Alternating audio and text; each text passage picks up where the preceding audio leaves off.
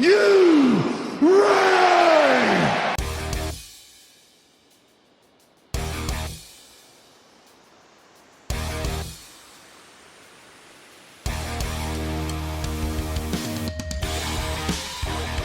This is the Degeneration Clicks podcast with your hosts, Who is Ravage? Ryan Ruttman, Ravage. Hand me that bottle cap. Miles Kane, Hand me that paperclip. Grab that twine. Gun wrapper. Daniel Schwab, We best friends, Asgard to Mouth, and Pete. 'cause I'm just me.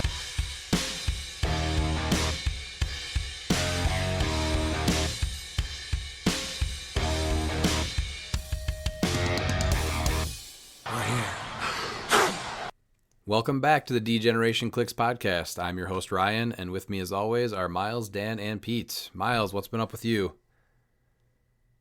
Pretty good. Had to fix the cliX cave down in Atlantis with Aqua Miles. Starting to look good. We got a nice casting couch. We got a nice table. So things are looking really up for it. Yeah, I saw some pictures. It is looking good. Dan, you actually got to play some in-person clicks the last few days. How have you been doing? I mean, it's kind of nice. I'll play 3 days in a solid week. That'll be kind of nice. Not as much as you though, but still, 3 days is pretty good. I did play Silver on Sunday, which was actually really nice. So, and I tried one of our one-man army build, or not one-man armies, but like our tent pole style that we talked about last week. So that was cool. How did that go, actually? You said it was the Venom team? Yeah, he's actually not bad. He is a terrible dark side matchup though. You lose one and suddenly he's not reducing penetrating damage and he dies real fast. Yeah, that could definitely be rough then. That's definitely not the matchup that you want to see. And then Pete, you finally made it back to Monday Night Clicks. How's this week been? I did. I made it back to Monday Night Clicks. I went 1-2, but I had 3 very fun games, including one game against good old Ryan Redman where I trotted out 90 points and forgot why I had 2 parademons on my team to protect it. And just watched 90 points die without a second thought until 2 rounds later when I said, crap, I had parademons just to prevent that sort of thing. So it's about normal clicks for me, but other than that, going good.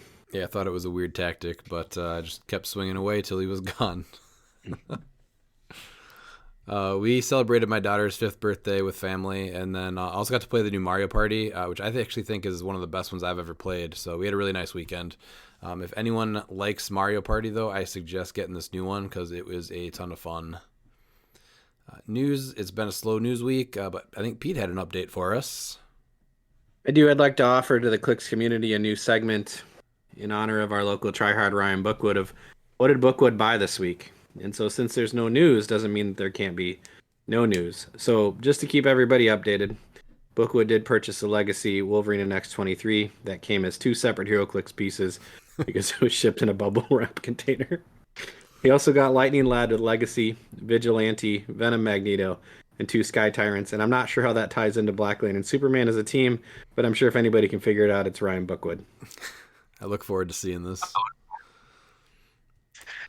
Yes. Sky Miles, Tyrant. any Of thoughts course. on shipping etiquette? Yeah. Bubble mailers are a bad idea. Just because there's bubble wrap in the mailer doesn't mean it's going to protect the clicks. And don't use boosters. Save some money. Instead of spending $20 on a booster to mail them out, buy a $2 box. Oh. Save you Be better. $18. Be better. And correct me if I'm wrong, but didn't he have that piece previously, the Wolverine and X-23? He did. He does this fun thing where he sells or trades pieces away. I guess trades pieces away, and then eventually we'll get them back in a few weeks. So I'm not sure what the trade was for the original one, but I guarantee you the one that he traded was not broken. So I feel like we're performing a nice scientific study of did Bookwood end up better from his trades or worse from his trades? So we can keep reviewing this weekly and figure it out. Thanks, Bookwood. So far, he's gotten a Black Lantern Superman back and a broken Wolverine and X-23, so it's not looking great. If there's one thing I've learned in Clix, is that if you buy something once, you should probably keep it because you wanted it for a reason. There's no sense in just trading it away again and then having to go rebuy it like a year later. I will second that. All right. One of the bigger changes to Silver was the change to mission points. Mission points now give you victory points instead of mission points. This is probably one of the more controversial changes to Silver because now it can lead to people trying to just farm victory points without interacting. The downside to mission points before was they were all or none. So if you scored 19 mission points in a modern game, or 29 in Silver and no victory points through KOs or whatever else, when the game ends, you get 0 points for the round. Now you have the ability to just go up on victory points early without interacting with the opponent in many instances. So this episode, we kind of wanted to go over all the mission point pieces and how they might be viable. We aren't totally sure how this is going to play out for states yet. There's a chance that a couple of these are a little bit broken. So this is meant to be more informative over everything else. But here's what they posted about mission points in the Silver Update article. We are changing how they work. In Silver Age, if a player would score 1 or more mission points, they instead score 10 victory points per mission point scored. This both acts to slow down mission point teams, as the effective number of mission points needed to win is now 50, but also opens up the mechanic to other teams to build with. So what they were going for was more or less playing one of these pieces on your current build and getting a few points here or there. I think the dangerous thing here now is that people are going to try to exploit this and just kind of farm them. One thing to keep in mind too are the tarot cards that gave mission points. So now that's going to give victory points instead. And now to play those, you do also have to play a tarot card or a character with the tarot keyword. So you have to factor in if it's worth playing that just to possibly get one of those on your tarot deck. So the tarot deck or the tarot cards that do that are Judgments, which is when a character heals, that character's controller gains 1 mission point for each click healed, maximum of 3. Temperance, when a standard character successfully breaks away, that character's controller gains 1 mission point, maximum 3 per turn. The Lovers, when a character attacks, if the finalized attack roll is doubles, that character's controller gains 1 mission point. The Moon, when an opposing character uses Perplex, gain 1 mission point. The World, when this card leaves play, each player gains 1 mission point for each friendly character in an opposing starting area. And then the last one is Wheel of Fortune. When a character attacks, that character's controller gains 1 mission point for each time the attack roll is re-rolled by an opposing effect. So most likely you're playing Saturnine to get a lot of these onto your deck. The nice thing about her is that you can actually trade them in and out a little bit. So some of these might pay off depending on the opponent that you're playing. If they're a little perplex heavy, maybe going into the Moon just to gain mission points. They have to decide if they want to use perplex 1 turn and give you 10 points basically. So definitely worth keeping an eye on those. But as far as the pieces go, the first one that we're going to go over is the Prime Kingpin from Spider-Man Beyond Amazing. And his mission points thing is when he hits a single opposing character, you may roll a d6. And if you do, instead of dealing damage, you knock back the hit character in a direction of your choice, a number of squares equal to the result. If you knock that character back into a square along the edge of the map, gain mission points equal to the number of squares they were knocked back. If they end the knockback in their starting area, you gain 1 additional mission point.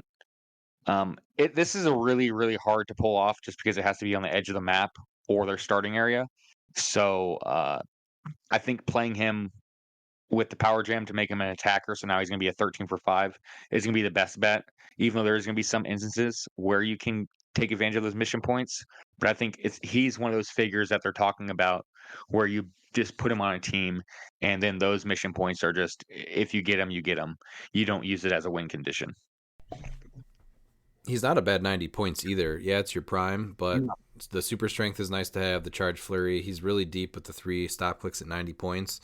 I think if you do play him, you probably go full boy into him, right, with 90?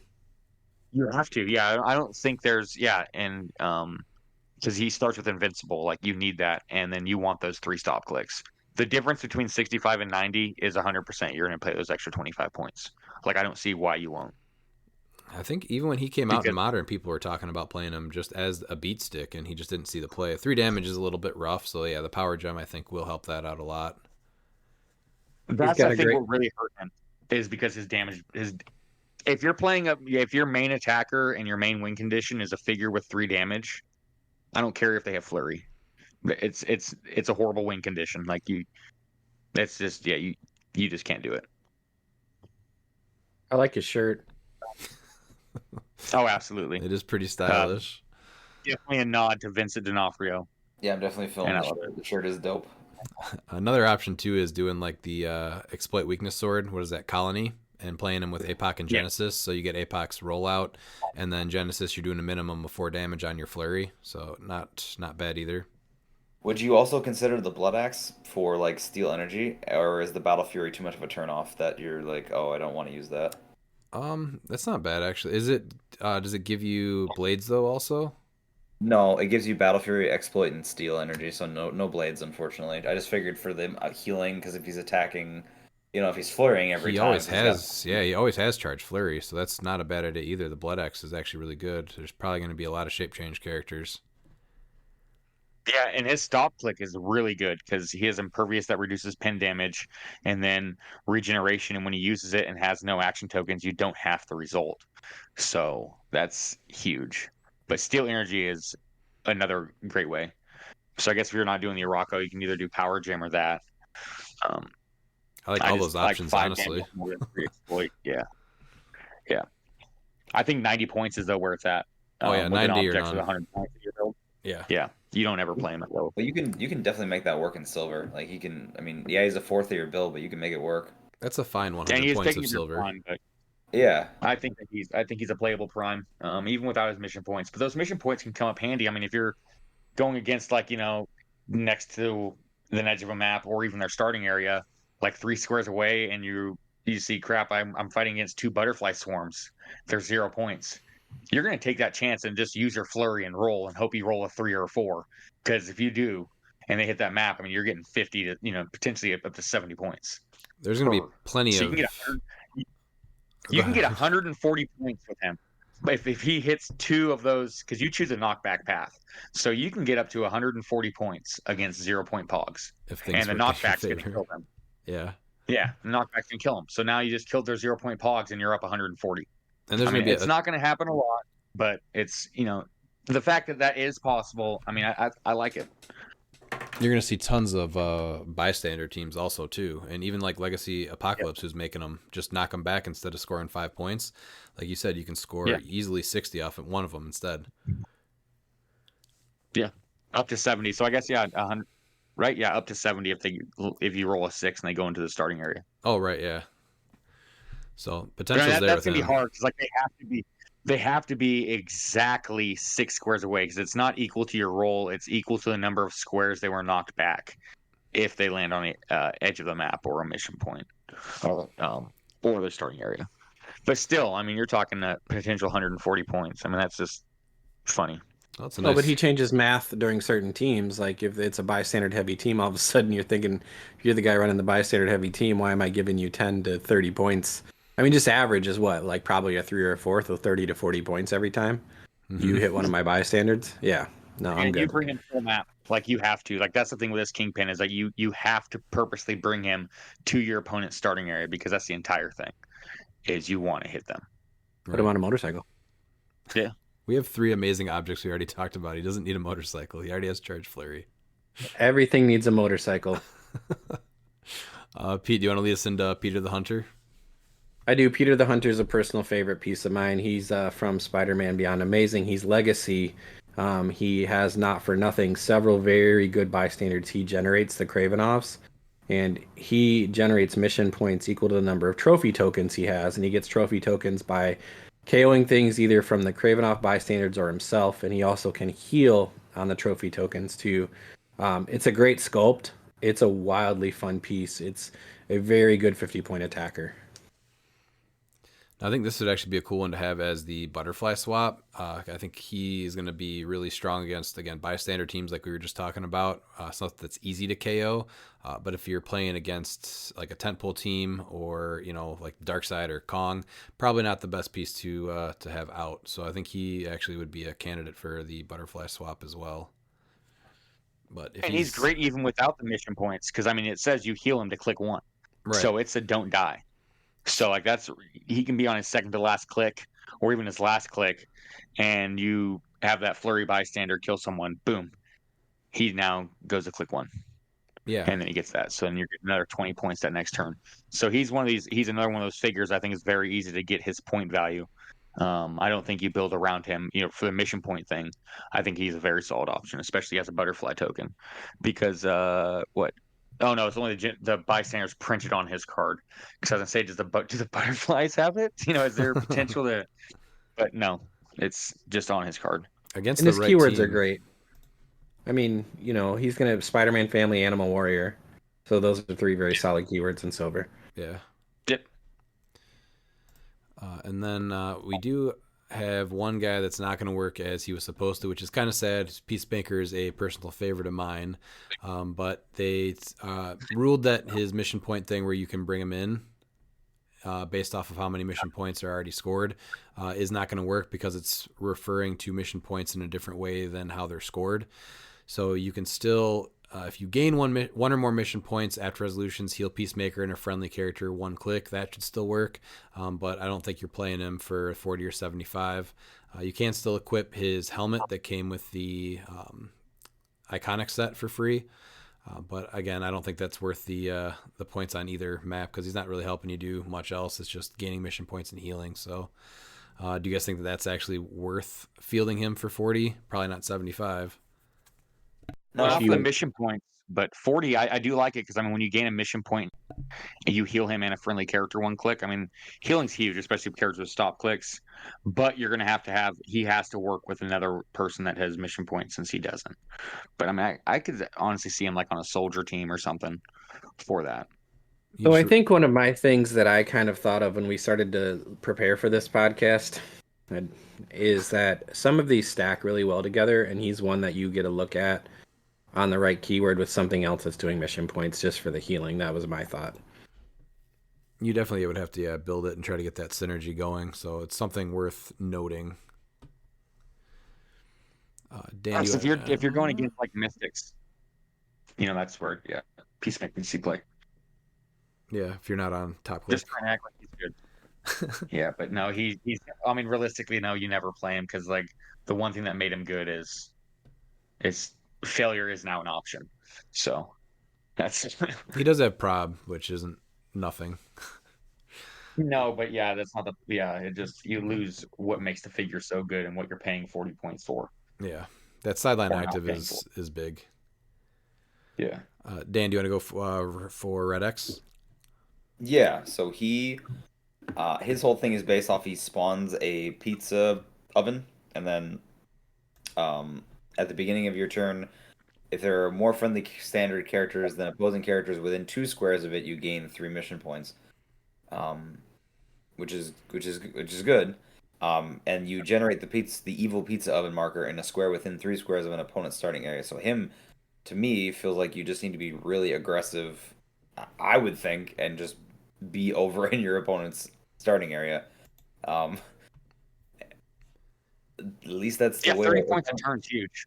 Yeah. You just get free 30 points. So 2 turns of it, Red X has his point value. But you have to that's huge. You have to have more characters within 2 squares of the oven than your opponent. So that's still something you have. It's also standard characters. So that's also huge too. You have to remember standard. So exactly. Which is going to get rid of the pogs. So you can't try and load it up with pogs. You can't do it with the retail figures. But that also hurts them too. Is if they're loaded up with a bunch of those retails, whatever. I can have one figure. That's still good. And he'll also pair too with the World's Tarot card. When this card leaves play, each player gains 1 mission point for each friendly character in an opposing starting area. So again, if you build around that, and then just giving everyone knockback too, that dark side could actually be a pretty big play. Dan, do you want to talk about that dark play? Or the dark play?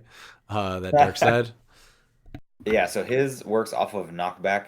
So I actually just like him for 75. I think he's just a good character for 75 points. But his trait is knockback. When a friendly character knocks back 1 or more opposing characters, if at least one character they knocked back hasn't been knocked back this turn, gain 1 mission point. And I don't know if you're doing the second part of it, which is if Darkseid is 250 points, when he knocks back 1 or more opposing characters, gain 2 mission points.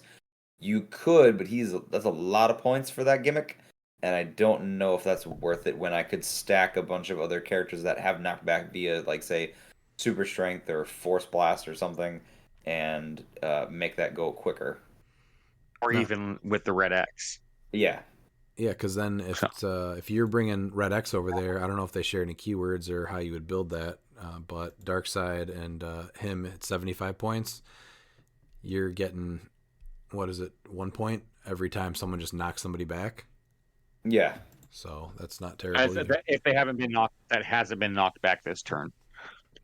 And you're already in their So, starting area, so odds are you're going to be Mhm. facing a few people. So you're getting mission points from Red X and then mission points from Darkseid at the same time. So possibly a combo there. After that, we have Indigo 1, which... Oh, yeah. What's up, Pete? No, I was just gonna say this is actually a missions points character I can get behind. This is kind of my level of nonsense in silver. I mean, he is at 250 points. You know, maybe he needs a soul gem. You got 8 range, you see through elevated, you see through clicks, and you are killing things. So, and knocking things back. So I really just like this piece in general. 13 for 7 is not bad either if you have the power gem. No, no, I think there's in the phasing teleport, and then you just make an attack. Sure. So you have a yeah. 16 square swing. See, but I was thinking I was actually thinking what's it called? Oh, he's got range combat expert. I He was does. thinking, I was either thinking the reality gem or the billy clubs for the second target, because then you're knocking back more than one character a turn. Yeah, Or energy, or the pumpkin bombs, I guess, for energy explosion. yeah, that's a hard choice. Yeah, you just go with two Mandarin rings at that point to get the energy explosion and the 3 damage. I like the Oh precision no, I strike think on that too. Yeah, or that's the gonna be or the pretty good. demonic to make sure you can see everybody, because he already has Mhm. IT elevated in characters. So then give him hindering to make sure he's hitting people. Yep. Yep. Yep. Plenty of potential. And then what And about... Oh. I use this trait around my house all the time where I say children should not meddle in the affairs of adults. Nobody listens, but I use it. So So Darkseid is slightly less scary than you. yes. Yes. Diabolical. Love it. All right, let's go to Yes. one of the most possibly broken pieces. Miles, you want to take Indigo 1?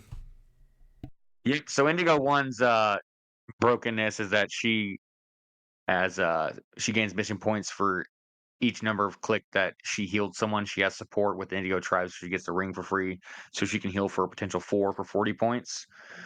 She doesn't even need to target it, be adjacent. She can do it range and line of fire. She has 6 range.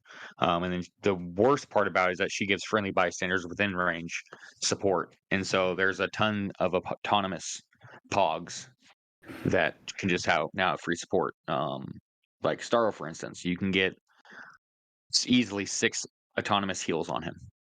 And so now, at worst case, he's going to be healing 6 clicks. Best case is he's going to be healing up 18 clicks. So, And he can get there pretty fast. So there's also a lot of other Yeah. characters that you can easily go into with that. Any of those characters that you can just switch the dial and then heal them, that'll count. And then also the tarot card, if it's worth getting that in there. For one time, you do get the when a character heals, that character's controller gains 1 mission point for each click healed. So that's another way to get a, Yeah. 2 or 3 or 20 or 30 extra points too. So and that's less than 200 points for that part of the build. And so you now have half your build to actually do something with, which just makes it scary. right, and then you're racking up mission points so fast, the other team has to come and interact with you. Yeah, they have to. Yeah. Pete, do you want to take the Wonder Woman? Wonder Woman 053A from Batman Team Up. Good keywords: Amazon, Justice League, Deity, Pass, Politician, Top 32 at Worlds, Soldier, and Warrior. She's got traded super senses, and she's got Wonder Woman team abilities, so always wonder senses. And if she succeeds, she cannot be targeted by range attacks. How you get victory points or mission points with her is in cap when an opposing character within range with 2 action tokens would be given an action token after resolutions gain 1 mission point. She's pretty long dial. I think probably 100 points if you're going to go into this. You do have the ability to swap the Wonder Woman equipment too with her, like from the lasso to the bracelets to all that good stuff. So I don't think she's bad. 100 points for that feels okay on the right build. There's definitely a lot of options with that. Also, there's another piece that pairs super well with her. A little pricey. Dan, do you want to go over Malekith? Yes, so he is 100 points. He's from the War of the Realms set. His is his trait. So it's incapacitate. When a friendly character uses incapacitate after resolutions, gain 1 mission point for each hit character that was given a second action token. Which I And mean, I think in the right scenario, I mean, he can give 3 or he can get 30 points just from that alone. He's not the best well, character. I think there's characters that have like in cap that gives 2 tokens too, if I'm not mistaken. Like I think the Emir from that set, I think gives 2 tokens. So I think that doesn't trigger it. If I remember how they talked about this, you have to actually be given a second one, not two at the same Oh, okay. time. Gotcha. Okay. But there's plenty of ways to give a token one way and then use in cap later. Oh yeah, definitely. And then You have the Wonder Woman swap.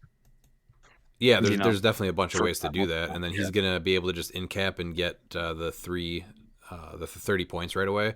And then one of his biggest things was no move and attack, but since he has in cap, if you do play that Wonder Woman that Pete was just talking about, he is gonna get charge because on her speed ability at either point value at her top is gonna be friendly characters that can use in cap can use charge.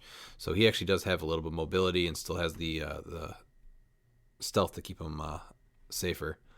Yeah, I think the other one she pairs with pretty good is the one of the is it the Famines from X of Swords, who does like a special in cap and it works off of tokens. Oh yeah, that'd be another little one to look at too. Not bad at all. Firstborn in her. So Yep, he he could just walked up. give the first token, and then they can start giving actual action tokens, or in capping for Malekith to go off too with the other ones. But he just walks up and gives tokens, so that's pretty good. And yeah, that it's would the famine slot prize. It's the hit characters given an action token, unequip any equipment, and then hit unequipped characters given an action token are dealt 1 penetrating damage. So he also doesn't have a move and attack, and so that makes him interesting for 50 points too. and there's also the in cap tarot card that will give damage after you use it. So if that comes up, you could have a pretty crazy turn. Yeah, there's tons of options with it. I mean, you're given the lasso construct charge, but you have one of the most played objects and one of the best objects ever made was the emotional modifier, which I think people will still play just because Prime Colossus gets around it. I still think it's very worth 10 points. Giving everyone a -1 to their attack within 4 or -1 to their defense, I think is still a great reason to run it. So that's something that this team desperately does not want to see. Yeah, that would kind of shut the team down a little bit actually. So you'd have to find a way to take care of that. Yeah. But it's a little bit more fringe. But if someone was able to make this one work, I think this is a total respectable team to actually see played. I think it would be pretty cool. Yeah, you're interacting. That's the entire point. Is that you're interacting. It's not Right, you're rolling It's dice. not- It can be going back and forth. You're not sitting back in your starting area, just trying to farm them. Yeah. Miles, do you want to take Riddler? I think this is another top contender for the possibly most broken one, right? Yes, this is why there's so many banned figures that it's all of the WWE wrestlers that turn to AEW. It's them as well as the other figures that change forces. But yeah, it's because this Riddler has perplex, but he can be used regardless of line of fire. He has 5 range, and then when the Riddler uses it to target an opposing character after resolutions, you give that character a puzzled token. The puzzle token is what makes it potentially just rough. And so whenever an opposing character within range with a puzzle token would be targeted by perplex, you roll a d6, 1, remove all puzzled token from that character. 2 through 4 is gain 1 mission point for each puzzle token on that character. 5, 6, the use of perplex has no effect and gain 1 mission point for each puzzle token on that character. So you can just keep giving the character puzzle tokens as long as you do not roll 1. And so if you have enough perplexes, you can just load that up.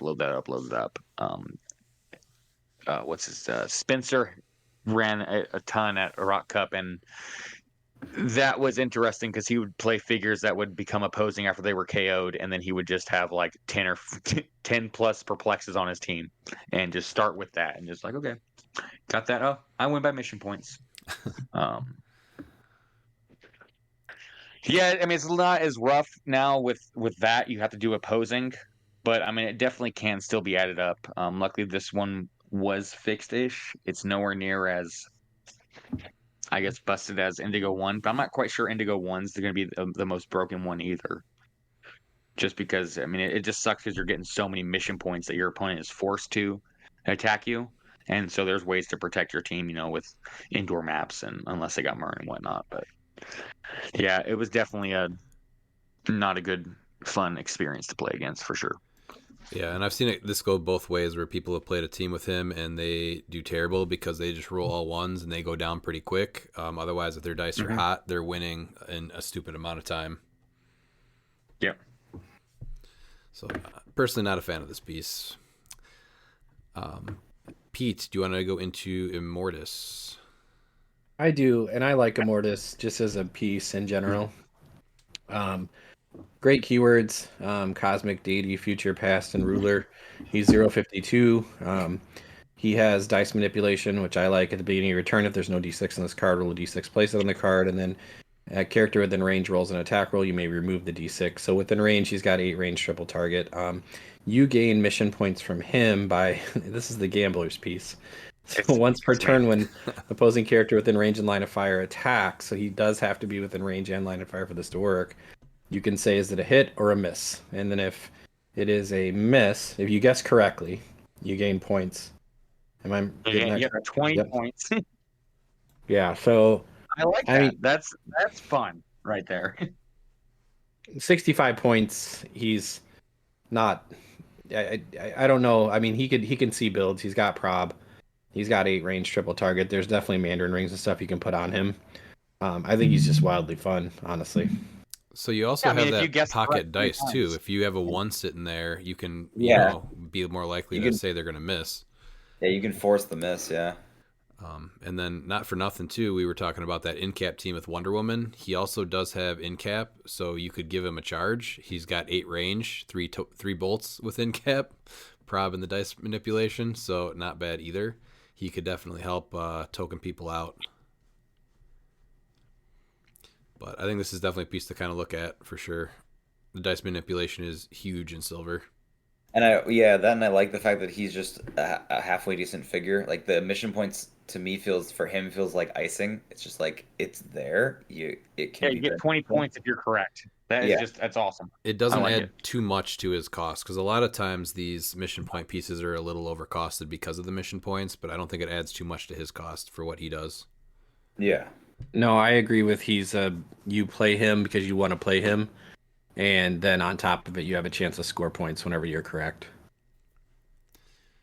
Dan, you want to go into Thanos? Sure. So he is basically your tent pole because he's 250. He has no other line.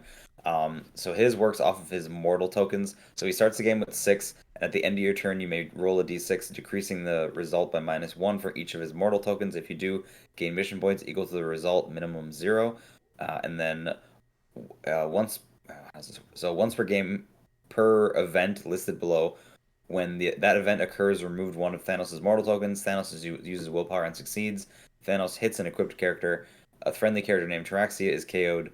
Thanos heals 2 or more clicks in a single turn. Thanos uses impervious and succeeds. A character's finalized attack roll is a critical miss. All things will definitely happen. I feel like in most games. I feel like in Silver you have a lot of points to kind of make that stuff happen. Again, the tarot cards for the willpower and the impervious to help that. You could just throw Taraxia into a pit of lava turn 1. Yep, you could. Yeah. I mean, I see that. Like, the only thing with him is like he's not bad necessarily. Like, he's a 10, 12, 25 top dial, but I just don't know. Like, I don't know. That's my only thought is I'm just not sure if he has the staying power to make it happen, But I don't hate this idea. Again, the mission points feel like he's not like super built into them, but there are things that just happen. So Yeah, that 20 defense might look nice, but he could definitely just get stomped out real quick too. oh yeah, that's what I mean. Like it looks pretty, but it's not always the safest bet either. Yeah. I'd like Yeah, not Darkseid better than him personally if you're gonna do 250, but I think he's fun.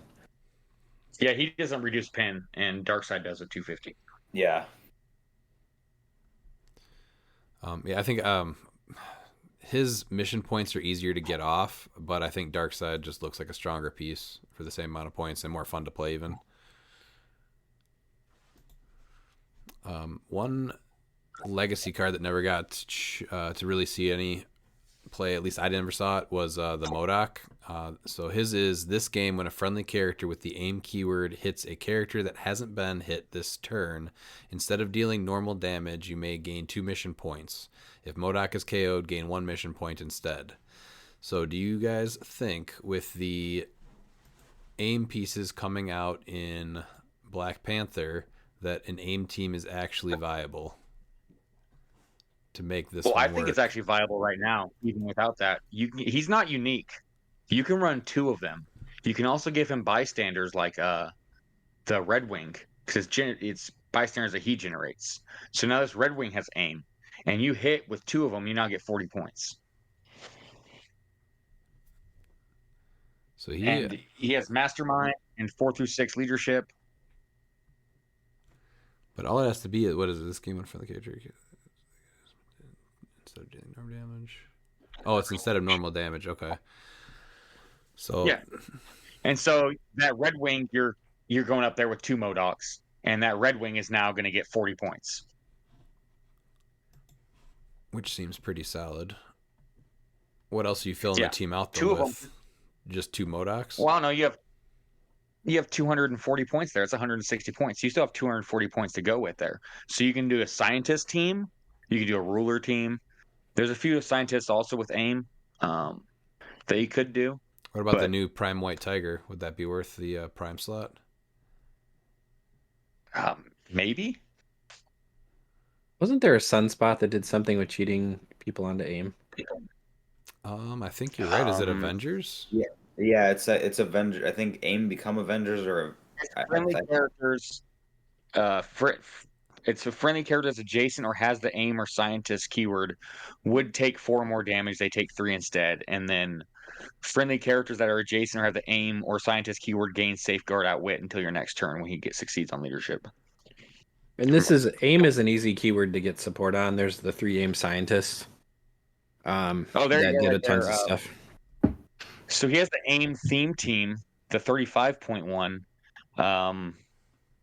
Friendly characters with the aim keyword gain the Avengers keyword. So, Okay. That's not too great. I mean, for what it's worth though, is that you can get MODOKs onto Avengers now, or Yeah. MODOK because you really don't want. Yeah. Scientist I think brings up the extra. I think the extra support that he needs. So, I mean, running 2 MODOKs I think is really smart, especially getting 40 points. That's not bad. Yeah, just triggering it twice. I think that one has potential for sure. How's you taking bets? I don't have 2 MODOKs. I only have 1. But I just wanted you to build an Intelligentsia that's not or happening. Modex 11. No, I mean, realistically, if you're going to do MODOK, you're just going to, I guess, do the 2 points. Just give MODOK the team up with BTU, Aquaman, give him Dolphin for some protection. I mean, that's no, and then I'm trying to see his bystanders, or if there's something else that can make a bystander with 2 targets, because that's where it gets interesting. It says when he hits a character that hasn't been hit this turn. So that means that you could get a bystander that has 2 targets if they hit 2 characters that haven't been hit this turn. If with 2 MODOKs, you're not getting 80 points. What about putting Annihilation on that team and then just running her up there, and then when she gets KO'd, you give it to him, the helm or whatever it's called? Why not? Why not? Yeah. I mean, yeah, why not? It's something you can do. It is, yeah. Do you want to lead us into Cape Pride? Yeah, where is Kate Pride at? Oh, right here. Kate Pride, her way she gets it is that friendly character with the Marauders keyword have free if this effect has not been used this turn, and if this character occupies an opposing player's starting area, generate a stranded mutant bystander. And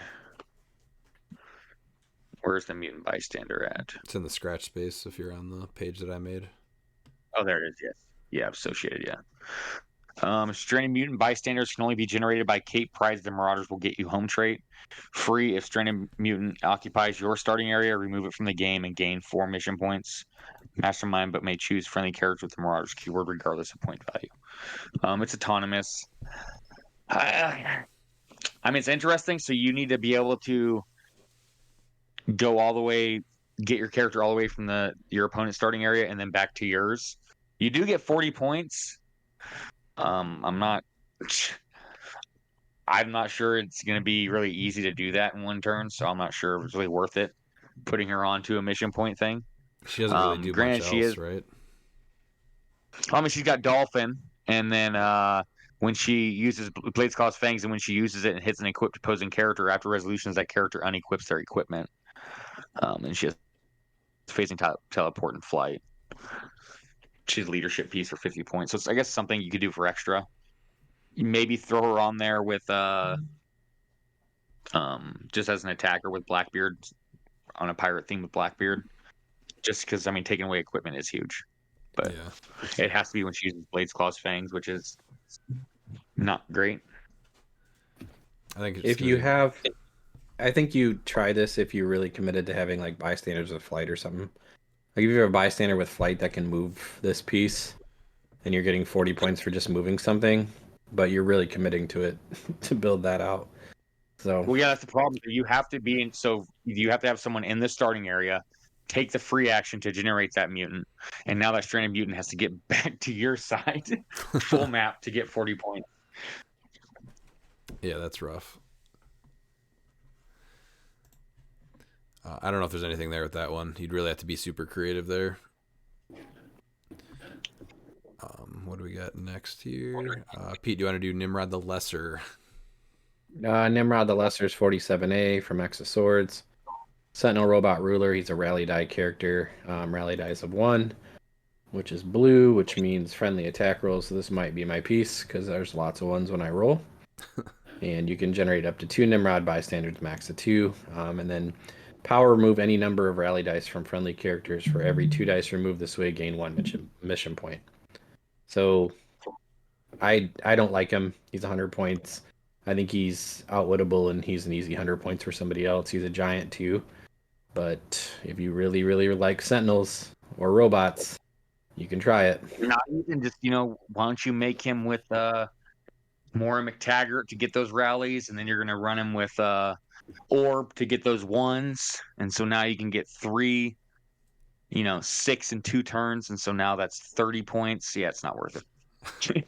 Yeah, that's going to be a rough one to rack up, I think. So for 100 points, you're probably not doing this remove one. any number of Okay, Yeah. so it's remove any number of rally dice from friendly characters. I'm pretty sure the bystanders he generates also like can rack up the rallies. Or they work with his other rally That's what I'm trait. looking for, yeah. Yeah, but if he wasn't so many points, he might actually be worth it. Because I mean, he is a giant, but he's all he like has a combination of things that are hurting him. He's a giant that's outwittable, and he's just very expensive, being 100 points right there. So Yeah, Yeah, the robot's just really good in modern or in silver. Yeah, the Nimrod bystanders have rally 6. And that's about it. So I don't like that. That's Probably just not not one good to enough. Yeah, probably not one to go into. Dan, do you want to do Fabian Cortez? yeah, so he's the legacy. So his trait is when Fabian Cortez KOs a friendly character with his overload trait, gain 1 mission point per 10 full points of the character's cost, up to a maximum of 5. So basically, I would just want to start hopefully killing 50-point characters mainly because you're not really getting any benefit if you're killing something over that point cost. But the overload trait is once per turn when an adjacent friendly character attacks, you may choose to modify their attack by +1, 2, or 3. If you do after resolutions, roll a d6. If the result is equal or less than the chosen modifier, deal that character unavoidable damage equal to the chosen modifier. And he's also in power, enhancement, and leadership, so he can definitely like buff a character enough that you're hitting harder. But then you have to KO something and hopefully don't roll to deal them a bunch of damage. So it's situational, but could work. I mean, it just I think it's requiring just a bit of setup. That's the thing, 'cause you have to make sure you're KOing things. It's only going up with their attack too, so I don't understand what you're pumping up into their attack that would die in, if you think of it as an average of 2 damage. Oh yeah. But also that you're sending it out there and getting enough points in return before it just dies too. So I'm not really sure where this guy. I don't think he's got a place. resolution. Yeah, especially with Mern. So it's like, oh yeah, you modify their attack. Like Mern just makes it useless. But like, yeah, that's the entire point. Is you get them to kill something, and then now you're gonna get like you said, 50. If you have a 50-point figure that's like on his second to last click, like say Kong for instance. Kong's like on his last click. And you don't have anything. You're like, you know what? Let's do this Quake thing, like 2 actions of Quake. He does that, for the first action, he does his Quake. Second action, he does his Quake again, but you modify it, and then you roll it and hopefully kill him. And Kong hopefully gets, 75, 80 points, and then you're also going to get 50 points from Kong, from the mission points. That just seems like such a risk for 45 points. I just don't think you're ever going to play this. No. Yeah, it's something you can do. With Mern. And he's also... Mern, He's also really brittle for 45. Like he's just willpower. So he's 5 clicks deep. He does have empower, enhancement, and leadership. I just don't think I like his mission point trait, right? Yeah. No, you play him for leadership on X-Men if you really need it, and you can find better versions of leadership on X-Men, but it's something you can do. This one is actually just coming off the bench list, so this is Miss Minutes. Her big thing is free, choose an opposing character within range and line of fire, gain 1 mission point for each other character on the map with the same name as the chosen character. So I wish that she was actually choosable for Butterfly, because there would be some teams where this would just be absolutely ridiculous, but since she's tiny, you cannot do that. But I think overall, just 35 points. She kind of can boop around. She's hard to kill. She's got prob. I think this is an easy addition to any team. What do you think about making her Avengers with Avengers swap? So that way you just swap her out if it's against a bad matchup. What are the keywords you get to do that with? Past? No, you just get Steve Rogers to give her Avengers. She loses all her keywords except for and gains Avengers. Oh, okay. And then with the cap swap, you're like, well, she's 35 points. I'll just swap her into something else.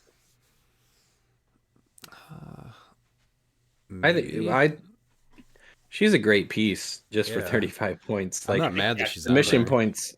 No, the mission points are nothing. Like this piece does work. This piece is really hard to kill, and the prob is amazing. And the 2 target in cap comes up big in some spots. So she has the stop Past kick. Is an up and coming. Yeah, Past is an up and coming keyword in Silver too. So that's she's great. If you just got rid of that first trait of the mission points trait, she's 100% worth 35 points still. Yeah. Like she's perfectly playable on her own. The mission points is just like extra. Yeah, if you're playing robots in Silver, she's probably on your team. For sure. So this is definitely, I think, one that you just can easily add to your team. This is kind of, I think, what they were going for with the mission points, where it's just something that could happen along the way, not to exploit. Yeah. So I'd expect to see Miss Minutes. So I'm glad she's off the bench list, because that's a fun little piece. No, and it was just stupid, the broken interaction with her. So yeah. And every time you use her, you have to say what, Rebin? Hey y'all. I can't believe I forgot that for a second. Oh, it's so great every time it happened. Hey y'all. Hey y'all. Yeah, what is it? Especially when she teleports and she just like poofs next to another piece of blocking. Hey y'all. I know she's on. I know she's on one person's build for sure, Mr. Morgan. So yeah, just on the sideline for fun. But Miles, you were talking about Heist Nebula. You actually like her in this? Yeah, I mean her mission points. It's not really for her mission points. It's whenever Heist Nebula hits after resolutions, you unequip each hit opposing character, which is interesting because she only has one target. And not Flurry. If the hit character, yeah, it's weird. If the hit character wasn't equipped, generate a loot light object adjacent to the hit character instead, and then free remove an unheld loot light object in your starting area from the game. If you do, you gain 3 mission points, and then free remove an unequipped opposing equipment in your starting area from the game. If you do, you gain 6 mission points. I do honestly do like her. I think there's, especially like with Sakari and Iron Man, you're making these. I know that she has to hit, but you're generating these loot light objects, so you're able to load up Saki late game. The per hit character is interesting. I mean, I don't know if maybe you give her energy explosion, but then she doesn't have movement attack. Do you give her flurry? I'm not quite sure. I do like that she does she can get 60 points if you team her up with my personal favorite silver object, the mini slayer. So you have someone hit with the mini slayer, and then you have someone go and pick up their equipment and get 60 points in your starting area. So What about her with the liaring actually, and just trying to mind control? And because you don't have to do it with a close attack, and then you could just do it from 10 away. yeah, no, That's actually not bad. yeah, that's another thing too. Yeah, and she has perplex, so she gets perplex 10 range too. She's got precision strike, so she has a much easier time of just hitting someone too. You're like, I just need 10 range perplex. Maybe range Daimonic to give her the mind improved targeting through hindering. But Yeah. it's silver. People are going to be equipped. Yeah, And gaining 6. So if you're doing that from 10 squares away from the opponent, it's going to be way easier to get back to your starting area and score 60 points on the equipped character. So yeah, I don't know, maybe that's doable. yeah. I just like the loot light objects that she generates. It's the same reason why I like there's a Martian Manhunter that makes cookies. I like with Saki because you're getting 5 extra objects for late game. Yeah. Pete, we got Ultron Infinity. Oh man, I wanted this piece to just be a murder machine so bad, and it just was not. But with the new missions points, maybe you got something here.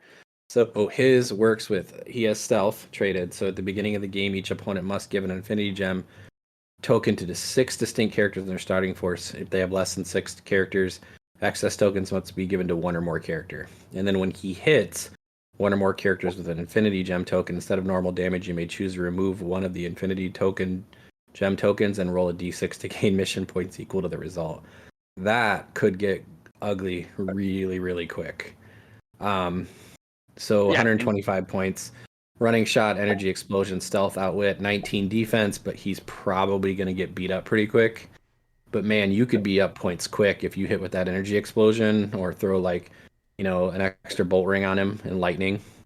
And then the other Mandarin ring to where the energy explosion is penetrating, and you're doing both damage and just stacking points pretty quick. You can't use it with energy explosion because instead of normal damage. But you're still hitting, correct? So your first shot, you're going to try to take the tokens. Oh, and just hope that yeah. your rolls are good. I mean, even if you're averaging a 3, you're still getting 30 points per token. Yeah. Yep. I think because his big thing when he came out was that swap tech was really heavy, and so his infinity stuff didn't work as well because you would just swap your characters out and then the tokens would go away. Yeah. But I think now he's a little better as far as his trait actually working. But you're talking at 60 to 360 points. Oh yeah, potentially. Yeah. Mm-hmm. Yeah, 60 points is just insane now. You're like, they have a token, they give them to a 25-point character, and I'm not going to kill him, I'll just take my Infinity Gem token off. And not for nothing, he can protect himself with stealth and power cosmic, so you cannot with the impervious. You're just hoping that penetrating damage isn't coming your way. 19's not going to be too hard to hit. Mm-hmm. No. Get this man a soul gem. This is actually a piece that I wanted to play in Modern before he rotated, but I did not get a chance to. I think how long did War of Realms get a chance to be in Modern? It wasn't that long, was it? Or Or there just weren't events happening still. That's what it was. That's Dan's favorite set, so we can let him talk about it. I'm not going to talk about it. So So Prime Wrecker has the bystanders on this card are Wrecking Crew. Free generate a Wrecking Crew bystander that hasn't already been generated this game. Once per turn per character, whenever Wrecker or a Wrecking Crew bystander destroys a wall or a square of blocking terrain closer to an opposing starting area than your own starting area, gain 1 mission point. So 75 points. He does have improved movement blocking, so you can just move through something to destroy it and then get another guy out. So it's pretty easy to start racking up those points. You just have to have another way to not have the opponent get to this person. I'm also glad that the tomb doesn't exist anymore, because man, that would have been stupid. I think maybe putting the like the 0 ring on him, so you're always able to blow something up would probably be pretty helpful. I actually really like the what's it called? The Twilight Sword. Oh, so you can generate stuff too. Yeah. Thunderball that he generates has sidestep, moves through blocking, and also has Quake. So you got something there just with that one bystander. The other ones still do 3 damage, so you can definitely blow up blocking and walls and stuff like that. So it's I think he's interesting. He saw some play too during Modern, didn't he? He did. In mission point teams, yeah. He wasn't bad. No. He is and with them prime or doing prime legacies, he's definitely an option. But I don't know if he won't get mission points, but at least for this, like, he's certainly viable as just a piece himself. And not for nothing, he does the brute keyword too, so you can always make Morocco. Yep. And anytime Dirk Garthwaite gets a play is a good day. So I wouldn't be surprised if this guy does make a few teams, and just that extra bonus of making somebody come to you before you start racking up. Because what are you getting? The first turn you're getting at least 20 extra points, and then next turn you're getting an extra 30 just for running through blocking terrain. As long as you can get to mid map, yeah, or past mid map, right? Yeah, which he's got sidestep, so it's not hard to like sidestep to set it up after he gets carry to do it. So you're building for him to some extent, but I think it's there for sure. Oh yeah, definitely. Dan, you want to do Hella? Yeah, this was like a figure that I was like, let this be good, and then she came out, and I got real depressed. It's an Asgardian theme. That was just like, what are we doing here? All right, so her thing is funny. She generates grave markers, but they also don't work with the new grave markers, by the way. Just putting that out there. So whenever a standard character is KO'd by an effect opposing to them, generate a grave marker in the square they occupied.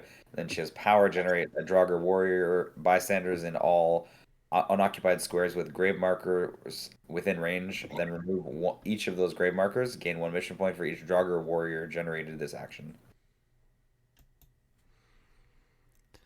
I don't think it's enough.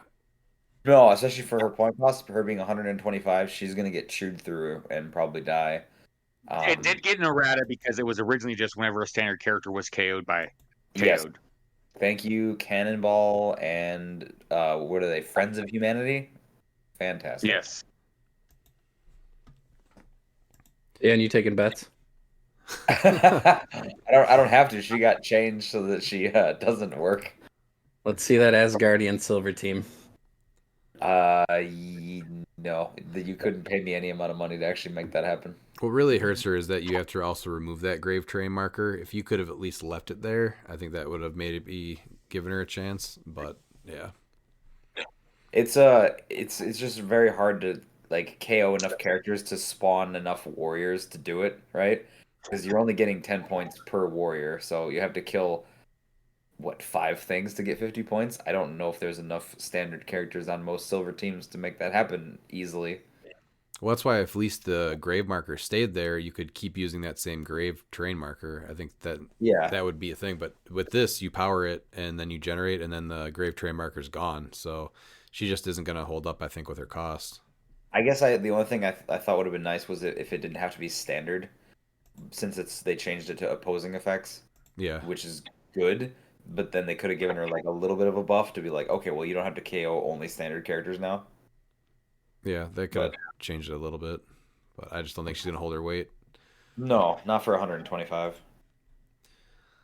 And then this one I think is probably the worst option. This is the Prime Gamora for 100 points. So she has at the beginning of your turn, if a friendly character was not targeted with Outwit since your last turn, heal 1 click. When a friendly character is targeted with Outwit, gain 1 mission point. So you're pretty much just putting her on your force and hoping that nobody outwits you. Or if somebody does want to outwit you, you're getting 10 points. And that's about it for 100 points. Wait, hear me out. Read your stop click.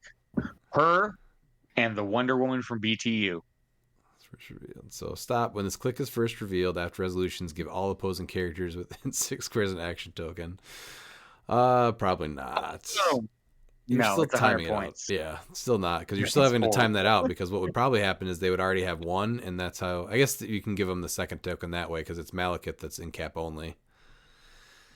But yeah. You're not bringing a 100-point character to her stop click to accomplish that. So I think this is probably the worst mission point character that we've seen, especially because it's a prime. Yeah. No, exactly. Yeah. And this story was so interesting as far as the like her rewriting reality with the Infinity Stones and stuff. This was very much a letdown of a character. The sculpts I thought were pretty cool for both. What's her alias? I forget. I don't remember. Requiem. Yeah, Requiem. So I think both the sculpts were really cool. It's just a shame that they weren't a little stronger or lower costed. Yeah. Miles, do you want to go into the first Ultron? Yep. So the non-prime has at the beginning of your turn, you gain 1 mission point for each friendly character with Ultron in its name in your opponent's starting area. He's 140 points.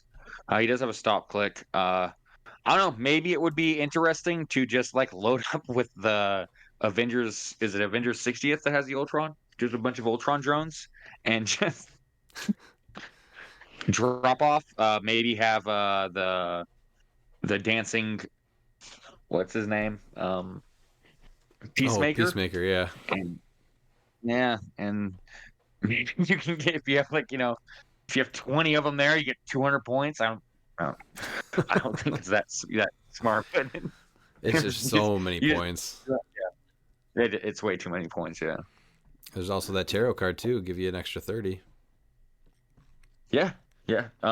I do like him though. I even have 140 points, especially because like when you for 145 you pay that extra 5 points when he would be KO'd, you replace him with the prime version of him, which I think can help too. Yeah, that prime is really good. You always pay that extra 5 if you do play him, but I think in general you just play the prime instead. Yeah, because I mean it's just the caveat of, and that's the whole entire problem of balancing mission points. Trying to like, he's not worth 140 points. Like his dial's just not good enough for 140 points, and the mission points isn't worth running because you need to be in your opponent's starting area, and it's at the beginning of your turn. If it was at the end of your turn, I could see it. But at the beginning, it's just your opponent has an entire turn to just kill all of them. Right, which they're probably doing in 400 silver. Yeah, absolutely. Pete, do you want to go into the prime Ultron Pym? I love this piece. Because if he's part of a theme team on the other side and they use probability control, they just get 1 unavoidable damage. He has no move and attack. That was always my problem, but that's easily fixable in silver. Give this man a motorcycle. But the way you generate mission points with him is you get Ultron Pym starts the game. The opponent generates 3 infinity markers in distinct areas in their starting area, and 3 infinity markers into any distinct squares on the map. Each infinity marker must be at least squares from all others, and then it's a power action to remove the infinity marker from the square occupied by a friendly character with Ultron in its name. So he does also make his own mastermind fodder and does make things with Ultron in their name, so you got ways to get your mission points. And then when you do that, you get 1 mission point for each infinity marker, so up to 60 mission points. Not for nothing, if this guy has move and attack, he's a pretty good attacker. So I've always liked him. I thought there was always something there with him, and I definitely like that he makes his own mastermind fodder, so I think this is a piece that you play. And if you can pull off the mission point stuff on top of it, which is not quite as restrictive as some other characters, because you do have the bystanders coming out, then I think you really look at this guy. I guess my question is, do you give him something like the bike to give him charge? Do you want him up there, or do you want to give him like the Goblin Glider to give him running shot instead. I would personally either go the Goblin Glider or um the cloak to Surfboard? give sidestep. Surfboard gives him since he has cosmic, or no, he doesn't have cosmic, He but does Yeah, not. that's what I was looking at. it still give him hypersonic speed though. You just don't need one to roll a one. So I still think it's worth or one or two. I think definitely a team with the Legacy Ultron. I think that'd be fun to make a team with him. So we'll probably try to do that when we finish wrapping up all these pieces real quick. Dan, do you want to go into Maxwell Lord? I mean, I guess he's one of these guys. So he is a mind control, right? Yeah. So his thing works off of mind control. So at the end of your turn, if a friendly character used mind control this turn and an opposing character took damage during that mind control, gain 1 mission point, or if an opposing character was KO'd during that mind control, gain 2 mission points. I hear the sound of the giant starfish in my ear right now. That's basically what I'm hearing with this guy. Is you just triple target mind control, hopefully something dies, and then you gain a bunch of mission points. So Yeah, you're going to see a ton of mind control teams in Silver between Starro, Thanos, all that stuff. So this guy is just an easy add. So just knowing what he does is pretty big because this is a good way to just rack up some extra points without having to really do anything extra. especially for Starro, because they both share ruler, and so does Colossus. So you've got an easy Starro's 80 if you want to play him there. If you're not doing the 20 point power action shenanigans, so 80, 160, and this is 45, so you're at 205 Yeah. with just those three. So And he also has a PD team ability, so that's great. yeah. He's good. Yeah, he's definitely He a was piece I would always throw good. on. Yeah. He's also not for nothing. You could also butterfly swap him too, just to make him safer if you wanted to do that too. That'll make him a little 'Cause bit then more you can- beneficial, yeah, using the butterfly bystanders. Mm-hmm. Because yeah, he does have 3 targets, but then he could target even more because you have to use if you're using the butterflies, you have to do it from range. So him having 3 targets, he could hit a lot more people with his mind control then potentially. Yeah, I think that's a piece that is definitely going to be on all those mind control teams because what is it? You get an extra 20 points, possibly, Yeah. at the Possibly, end. yep. 10 for sure, yeah. Then we have the Wonder Woman 80 Ares, who, again, a little overcosted with the mission point on there. So when a character named Allied Soldier or German Soldier is KO'd, give Ares an Endless War token. At the beginning of your turn, for every 2 Endless War tokens that he has, gain 1 mission point. So there's the actual bystanders, or not the bystanders, there's actual pieces that you can add onto your team from the set. There's also pieces that you can play that generate these with leadership. And then and then his leadership 4 through 6, he can generate them as well. Do you guys think that this is actually a piece that could be pretty strong with that mechanic? Ares, yes. It's abusable because you just have to have them be KO'd and not by an opposing effect. So you could He just actually worked with minutes too. yeah. Oh yeah, that's actually a really good point. One of the So, ways to give they someone. also shared a name. Yeah, the Allied Soldier and the German Soldier are both figures in Wonder Woman 80, and so you can load up your team with those, and then whenever you get leadership, whatever one you don't generate, goes to the opponents. But And I then was gonna say, I was gonna say Miss Minutes only works off of opposing at least, but yeah, he can still do that too. yeah, so you choose. So you load up your team with let's say German soldiers, and you only generate Allied soldiers, which means they get the German soldiers. So Miss Minutes chooses their German soldier, Yeah. and then gets all the points for you. Oh yeah. I mean, That actually sounds I don't really know. strong. And maybe there's something there just because if you have if you have 10 of those, I know it's 200 points for them, but if you have 10 of those Allied soldiers, you generate one, that's 100 points you're getting with Miss Minutes each turn. Yeah. And then the 4 through 6, and if it's a 5-6 leadership, I don't think it would be good, but it's a 50% leadership, and so I think that's something you can actually build around with Ares. And then if your opponent starts KOing those soldiers, you're getting those Endless War tokens. And then at the beginning of your turn, you're starting to gain mission points for that too. For every 2, that's another 10. Yep. So that's you use Miss Minutes to choose. She free places. She can choose that soldier, and then she can then attack it with a 12 attack, KOing that. She already got the mission points for that turn, and then you're going to get another 10 points for if you want with him. You also get. It says whenever a character named Allied soldier or German soldiers KO'd, you give Ares an endless war token. So now you're loading them up with all these Allied soldiers or German soldiers they're killing. And now, okay, let's say they kill 10 of them. Well, now you get 5 mission points or 50 points right there Right. each turn. And so that just that adds up. And so that way you can kind of negate the use with miss minutes, because sure, you can't really get use of miss minutes because there's really not a lot on the map, but you also gain those endless war tokens to make use of it with Ares. So it actually works together quite well if they're trying to wipe your team. That could be a very fun team to play, actually.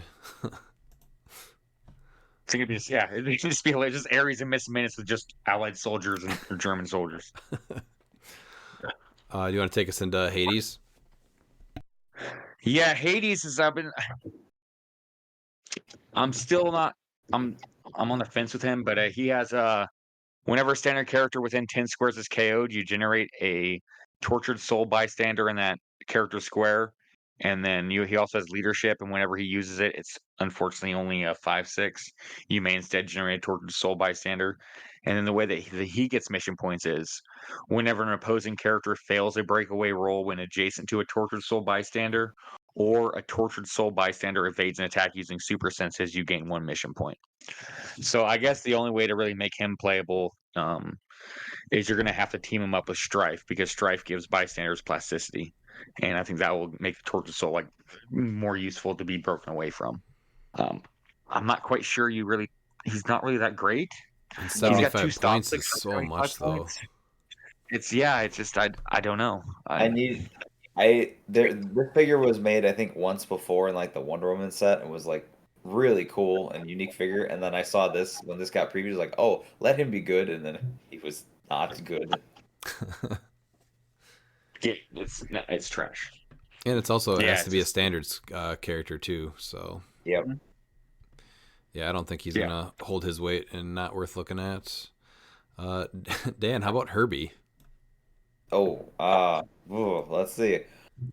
This is going into the sidekick mechanic, so this gets a little into the weeds. So whenever a sidekick would be KO'd by an opposing effect, you roll a d6, 4 through 6. Instead, turn that sidekick to its last non-KO click and place it in a square adjacent to Herbie. Gain 2 mission points for each sidekick placed by this effect. That's mission points. So you have to load up on sidekicks. So So, yeah, Ares? Ares, I guess, yeah.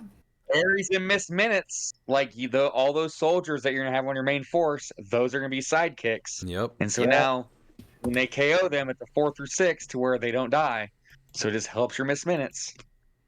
I don't know, man. It's, I think, worth Could be making. something. Yeah, man.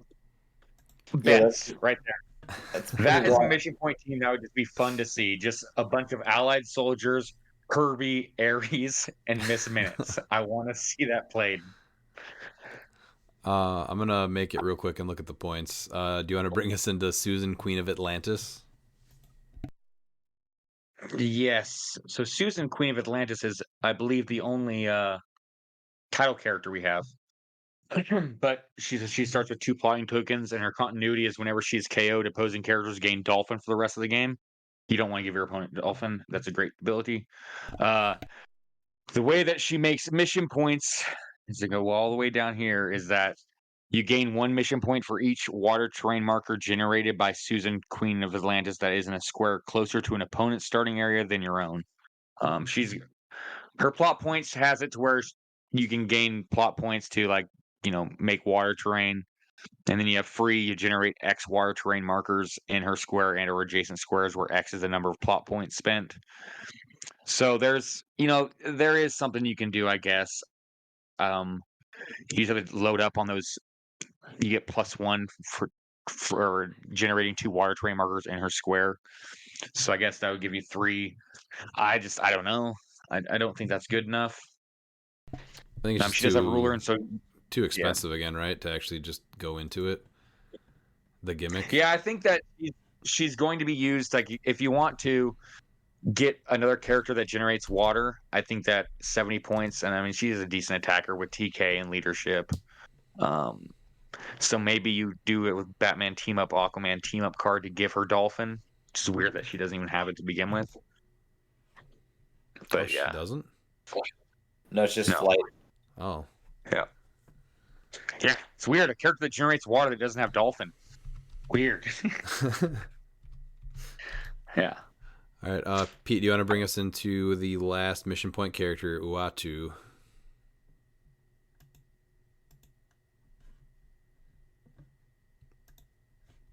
Or Dan, do you want to do it? I can help Pete out here. This is not Stone Cold Steve Uatu. This is It is not. the other one. So it's Sorry, boys, didn't realize I was muted. My fault. I got you, Dan. It's 55 from the Future Foundation. He goes on Cosmic Herald or Scientist. He's only 30 points. He does have probability control, and his way that he gets mission points is when opposing character rolls to attack or break away after resolutions, if one or more friendly characters within range and line of fire use probability control to reroll it, gain 1 mission point. So that's fairly easy to do with him. 12 range, he's a giant. He not for nothing has phasing, so you can keep him fairly safe. He's probably dying at some point. He does get a lot more powerful towards the end as an attacker, but I think you can make this guy on teams just for his prob. 12 range the range. Yeah, 30 points for 12 range prob. That's a giant that sees over everything. That's super solid. yeah. Again, this is just a piece that you can have on your team, and then it's just kind of extra, icing to have this get you some mission points throughout the game. And it's just use probability control. It's not effect after. Even if they do still hit the attack or break away, you're still getting the points. Yeah. So nothing wrong with that at all. All right, let's go into this Ares team that I'm actually kind of interested in now. So Ares, Miss Minutes, and Herbie together are 190 points. So do you add the German soldier that is a 9 energy explosion, or the allied soldier that is running shot 10 with nothing else but enhancement? The allied soldier. Enhancement. For the enhancement, who are you giving it to, though? Because Ares doesn't have any range, so... Miss Minutes. Miss Minutes for 4 damage, maybe? 12 for 4. I mean, that's not bad. All right, so we're going allied soldier then? Yeah. All right. Yeah. So Ares isn't I'm a little giant, negative. right? I'm a little negative when Miss Minutes hits me for 4. I'm just saying. Yeah. And then she says, "Hey y'all." Hey, y'all. So Miss Minutes Now, hear me out. What? Ares has a mutt. What's that? He's warrior. So Ares can have a mutt. You mean the? So now he has minimum 6 range. You mean a tomb, right? Yeah. Whatever, yeah. Yeah, Oh, two. man, that's So you actually get good, two. too. Now he has minimum 6 range. Yeah. Now he's hitting. You just need to find a way to heal him, though, if he's attacking. Yeah. That's not. Well, That's not very. Herbie- difficult. Herbie has support. If he gets hit for 1 damage, which That's I guess fine, you could yeah. build that into a lava or something, maybe. Yeah. I don't know. Yeah, I think, All right, so we got allied soldier here. And then Amit's, what is it? It's 10. No, it isn't. It's free, actually, isn't it? Yeah, but you have to have the keyword. Okay. So I don't know what you're doing with the extra 10 points, but you can do Ares, Miss Minutes, Herbie. 1, 2, 3, 4, 5, 6, 7, 8, You 9, do. 10 You need allied support soldiers. and outwit. Yeah, so Herbie needs outwit and support. So you're gonna give Herbie Towerette. Oh, yeah. There you go. And now he's got support to heal up after Ares hits with his 7 damage because he's got enhancement on him. And then you're generating a allied soldier for the opponent on a 4 through 6 leadership. And then you're going to get 100 points with Miss Minutes. Yeah. And then if any of the allied soldiers die, then they go to endless war tokens. If Herbie saves them, you get, is it 20 points per one that he saves? Yeah. Yeah. Yeah. Oh man, I feel like I kind of want to play this now. All right. Yeah, that's the silver team that we built. That's the D-Clix version of. I don't even think we need to build any more teams. I think we just gotta go all in on the Aries. On the Aries That's one. our team. Yeah, that's our mission point team. That's It's very degenerate, so it's very on brand. yeah. What about the Ultron though? With the Ultron print Pim, have you played the Legacy Ultron? He actually is really strong. He won It's really good. our robot Oh, game. He His is disgusting. his problem was that he became modern legal right as Ultron Pim was exiting, and he did not have any powers that he could use in modern, so he just really wasn't looked at. I don't know. You're probably really not going into it for a mission point, though, are you? No, but he's Ultron Pym is Avengers, robot, ruler, and scientist. And so he's Yeah, good on he's all kinda those like- keywords. You're punishing people for using probability control. So do you want to do it and take the one unavoidable, or do you not want to do it and then just see what happens? But I'm trying to And put I think he's a great piece. I'm trying to put him on a team with Legacy Ultron, though. Well, you can You can do Yeah, that. He's got robot. good powers for him to copy, so that's perfectly like viable now. Miss Minutes is back in play again. Very true. And she's I know, also man. Miss Minutes, Aries, and Herbie. That's the future of mission points right there. That's that can get out of hand real quick. What else do you put with Legacy Ultron and Ultron Pym, though? That's You're gonna play 230. You're gonna play the other Ultron from Avengers 60? Is he a rare? Mhm.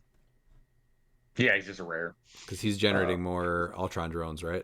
He's here anymore. Yeah, you play him at 75. no. Why wouldn't you just play the chase one at 50? Oh, does he generate some? No, he's just a good 50 points. So No, the reason why that one is because he generates the Ultrons, so that way you can mastermind from, or mastermind to them, no matter where they're at. That was the main reason with him. oh yeah, I mean, you can also throw in that one too for 50 points. I think he needs a little bit more And extra, then- though, because he's only got in-cap and prob.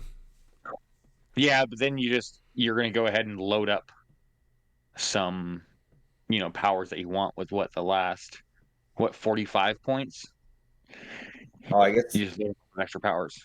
my thinking you could just give him the Lyre ring to then he has a 10 range mind control and he's already doing the encephalo ray thing anyway, so I think he already has. Does he have a 10 range or is it only 8? it's 8. The Eight, yeah. with 14 attack, yeah. That piece is ridiculous. What, Ultron? Yeah, having seen him, he plays way better than what he looks like. Now, he has the problem in most legacies where his values get really, really terrible really quick. Oh yeah. But you can put things on him to give him move and attack. He reduces penetrating damage his whole dial. You're healing whenever something with Ultron in their name is dead. So there's things you can do there. Yeah, there's bystanders and then actual characters with clicks that they're generating together. So I think there's a team there also. Yeah. Just the 150 point Legacy Ultron, 80 point Pym, and then the CAAV Chase at 50 points, and then the Rare at 75 points. You still got 45 points to work with and make them a little stronger. And it's already a robot team, so there's plenty of retail that you can go in with that as well. Brimstone Yeah, or Brimstone, Tri Sentinels, Master Yep. Mold. There's plenty of stuff you can add to that, make it stronger.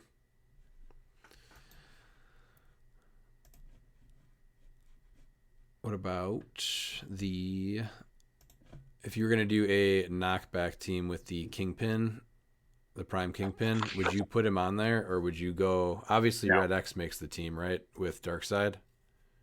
Yeah, I don't think you play Prime Kingpin because I think that's just way too many points because I think Darkseid and Red X work a lot better together.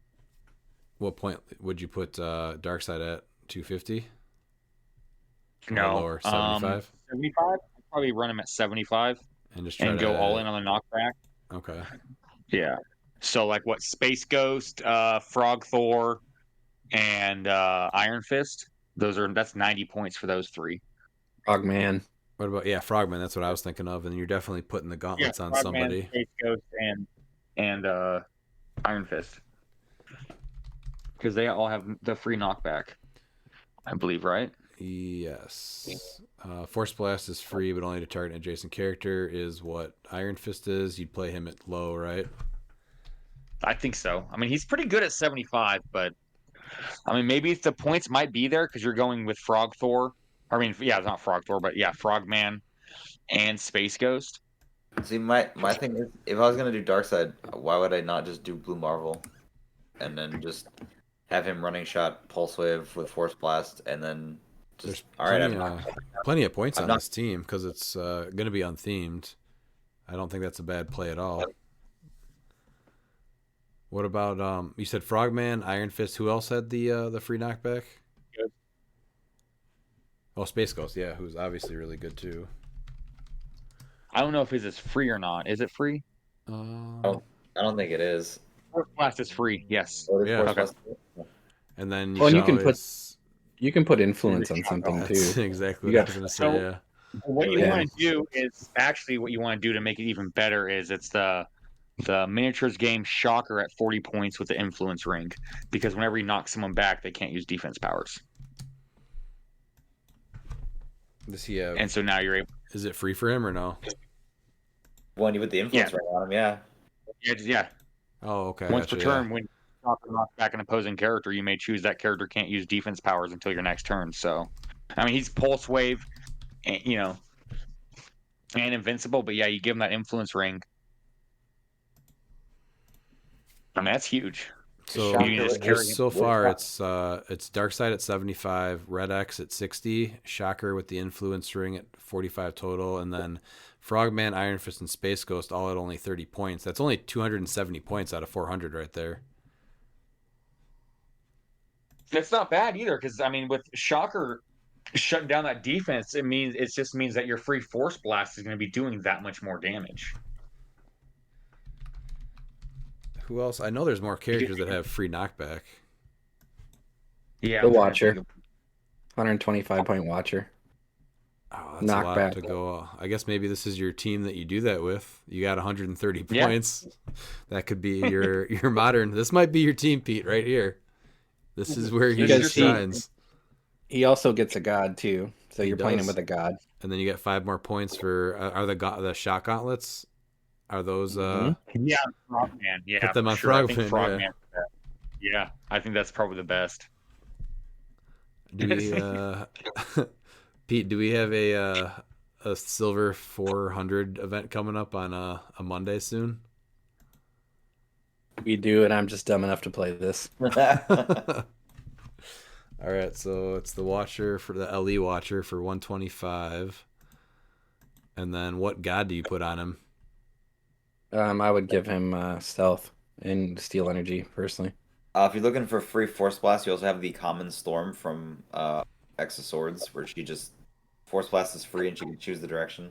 Oh, that would be a good addition to this team too. I don't know who you would drop for it though. Yeah, I mean, Shocker's 45, but I think for the 45 that you're getting for Shocker, I think that's worth it because you're shutting down a defense to make your shitty damage dealers actually do something.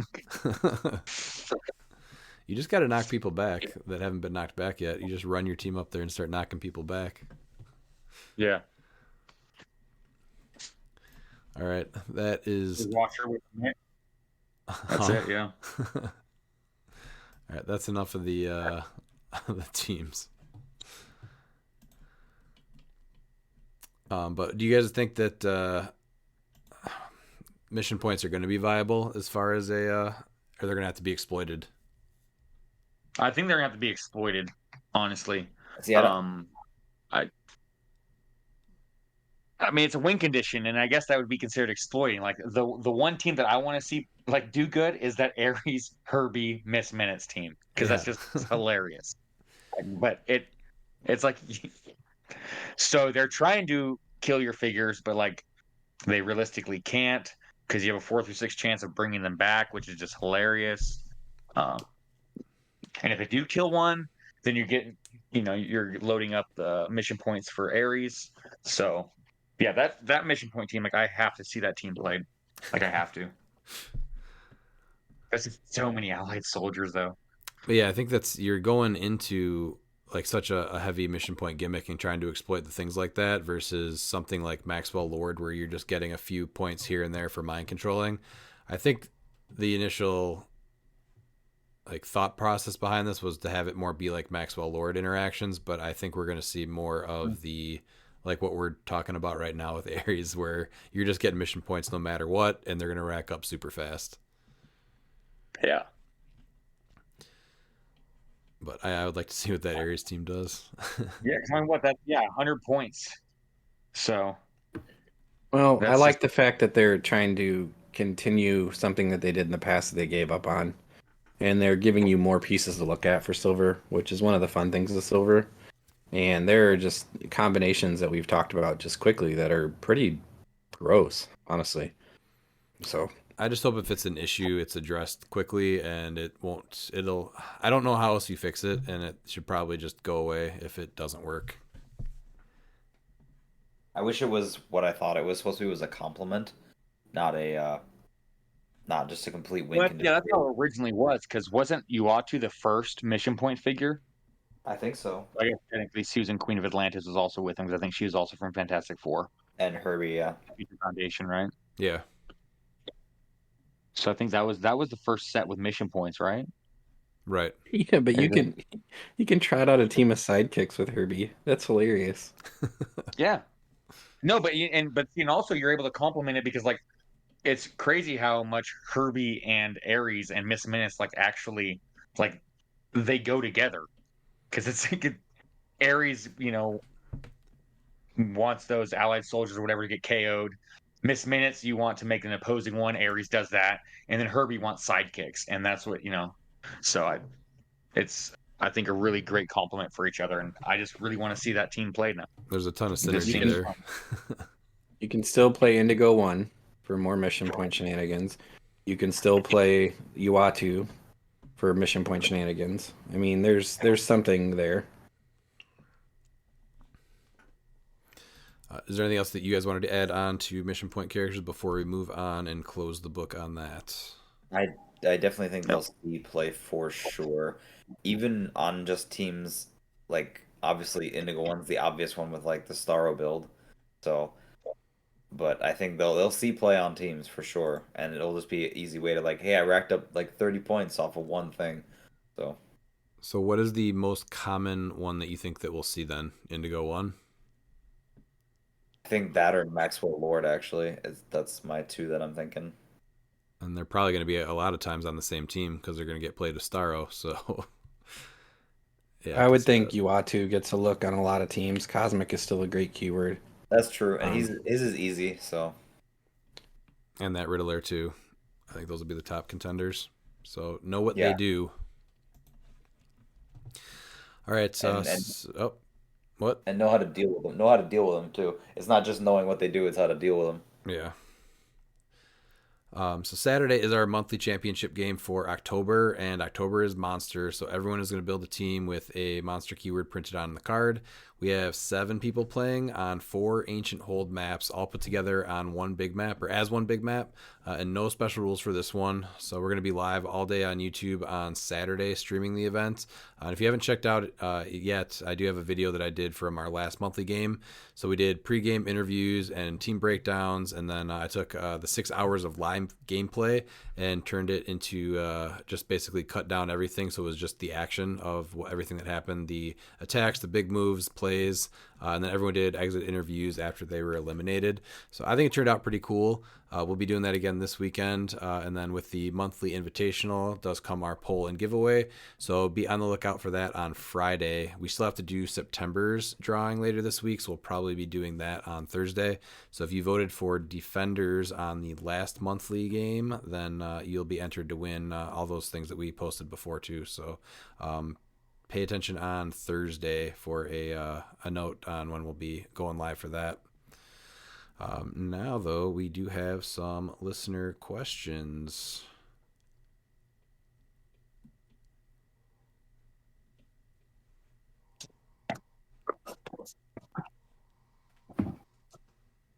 Your ass better call somebody. All right. Austin Murray, what kind of animal team would you make for silver? Time Stealer animals counts. That's the only animal team you do in silver is with Time Stealers. The ability to be able to guarantee to go first outside of mirror matches, you have to go for it, especially because of how squishy animal teams are that you're dependent on that alpha. You have to play. You can build a non-squishier animal team though, if you want to. I guess, but you want to get a heavy alpha in. No, I know. I'm just thinking like you can do the camo alpha with like a bike and butterfly, and then he's not nearly as squishy as some of the other animals. You still go Time Stealers route. I got a nice Time Stealers team using mind control. It's a bunch of fun. I like it. See, I still like the classic dropship with Lockjaw, the JLU Grodd, and like Maggot ship. I still like that technique. No, I think that at 400 points, especially because that team was 300 points, that was being used since Maggot's never been legal in the 400 points. So, and you only have one of them anyway. I think the 105 points that you're spending for, actually technically, I think it's going to be 125 points, honestly, because I think you're going to do per Degaton. You just need to do him as well with Supernova and Ultra Humanite. So you would go the Time Stealers route? Yeah, I just like the options they give. I like the dropship. I would try to make that work with the Time Stealers. I just think with Legacy Jaw bringing things up and Maggot and Cosmo, you're really dictating what's happening pretty quick. And you have other pieces too. You have Peg Caps Animal, yeah? Yep. Yeah. Yeah. No, I do the drop. I have the dropship alpha team with Ultra Humanite. The mind control one is a dropship because you have characters like the Brain who can take an action after being carried. So you're able to do that as well. The dropship. Now, Pete, the damage output's not good, but you're just hoping your opponent's damage output's better. Well, you have the Cosmo too to help with at least getting rid of somebody right out of the bat. You have Chip and Beast. Yeah, I don't have Chip. I didn't have Chip. Pete, did you usually play two Lockjaws, or would you just play one? I mean, I see why people play two Lockjaws. The points just weren't there for me. So I only played one Lockjaw. I'm a fan of one Lockjaw. I guess you can go the double Lockjaw route. But like mine was Butterfly, Ultra Humanite, Supernova, Cosmo with Zero and the Spin Ring, the Brain, Lockjaw with Lasso, Ultra Humanite with the Reality Gem, High Evo Prime, Per Degaton with Emotional Mod, and then Gorilla Grodd with Liar and Spectral. Yeah, there's a ton of good stuff to play, and I think now with Time Stealers being an option, you can play a little bit differently. It doesn't have to be a dropship team. That's just still my tactic I like. Dan, what did you say that you would do? I like the Camo Alpha with butterflies and giving him the motorcycle to hypersonic, and then being able to just you can go full map on a small map and pretty dang far on a big map. So I know you like the health cycle. What about Frogglnear to make him tiny so then butterflies swarms can fly him back to the starting area? I don't actually hate that idea, but I lose all of my mobility with that. I know it is. But I just had to get a Frogglnear in the episode. Dan, it's a thing you can do, and it's pretty neat. Yeah. It's I am a proponent of neat, but neat does not equal good. Man, he gets +1 defense if he's in water. Oh, yeah, because he's already dolphin, so that I'll just take dolphin. It's cool. Yeah, no, but people can still attack you close, and so now he's gonna be a 20 up close. And he's tiny, so if they are within 4, he's gonna be a 21. I'm gonna say the same thing that was told to me when I played animals. That's wild. Just don't write it off. Yeah. Konstantin Savitsky wants to know, what's your best strategy to survive going second? Larger map, barrier, Jefferson. So in silver, I think it's orange Proteus and a large map, and then in modern, it's the traffic barrel, and again just indoor maps. Silver's Dolphin. on a big map because of a lot of the high range, like we were talking about Star Wars and everything, who can hit you from 10 range. And so if you're going second, you're going to be choosing a map. If you have the team up with Aquaman, you're able to generate enough water to protect your team and play more defensive to go second. That would be my preferred route if you're going to go more defensive in Silver. I would aim for a larger map, indoor and barrier. And I'll just stick with my usual strat of I'm gonna roll out of most things, so I'm not gonna worry about being attacked. Dan, there's going to be a day that comes and that's not going to be a strategy because it's not going to work. It's worked for the 6 years that I've known you, but it will one day not work. That's why Cosmo shut off his rollouts. I'm just saying, 6 years is a pretty good stretch. I'm just gonna keep that going. I think he's got a sample size to say that his strategy works for him. That's fair. Wes Robertson wants to know, will people adjust their 300 modern teams with Black Panther set stuff for Red, White, and cliX event, or use what they've been practicing? I think the only adjustments we're really going to see are the sideline active pieces for this event. There's potential, I think, for a handful of pieces to be main forced in Black Panther and just be built around for sure. But the event is already, I think, it's over 60 people for sure. And that set's coming out just about a week before. So I don't know how many people are going to want to mess around with playtesting, any big changes. Let alone getting the stuff too. I mean, that's kind of at least for me, that's kind of logistical nightmare unless you're buying a bunch of cases and you pull stuff immediately. That's the only thing I can think of. But otherwise, trying to buy it and make sure you get it, I don't know. I think that'd be cutting it a little tight. It's doable because there's going to be a ton of people at the event. So if someone really wants to play something, I'm sure that there's going to be people that'll allow you to borrow it. But oh, yeah. I think I know I'm not going to feel confident changing my team at the end, but putting something else on the sideline to make it a little stronger is definitely something that's easy. Granted, I think if I would have saw something that I would have been like, all right, I need to build around this for Modern from Panther, I would have started practicing with it at least on Roll20 to get a feel for it, just to see how it plays out. But there wasn't anything in the set. The sideline. Ares? What was that? Like Ares? Yeah, that's true. Yeah, Ares is going to be on every sideline of every team I have until he rotates, and then he'll just go into Silver. Yeah, see, so he'll be like a sideline piece for sure, and that's an easy add-on to any team that already exists. But yeah, overall... I was more or less trying to think of main force because there wasn't anything for me that I saw that I was like, hey, let me change my whole. I think the Chase Hadori Yao is the one big player that people might gravitate towards. That's the big standout that I could think of. But no one even knew what she did until a week ago, and so I don't know how many people are going to be building with her for this. But yeah, Legacy Black Panther is the only piece I can see that's going to be on more teams than it should be. Yeah. I'm having a tournament that same weekend, and I'm not putting anything from Black Panther on my team. Legacy Black Panther 30 points is going to get C play. I think that one probably has the most time. There's actually I forget what team it was. I was talking to Austin. We were kind of going back and forth, and he had a pretty cool, I think, scientist team maybe, and he had a lot of things covered. But the one thing was if he's able to get an Ironheart, I think that would make the team a little bit better. The one that's in the actual set. She's really good for 30 points.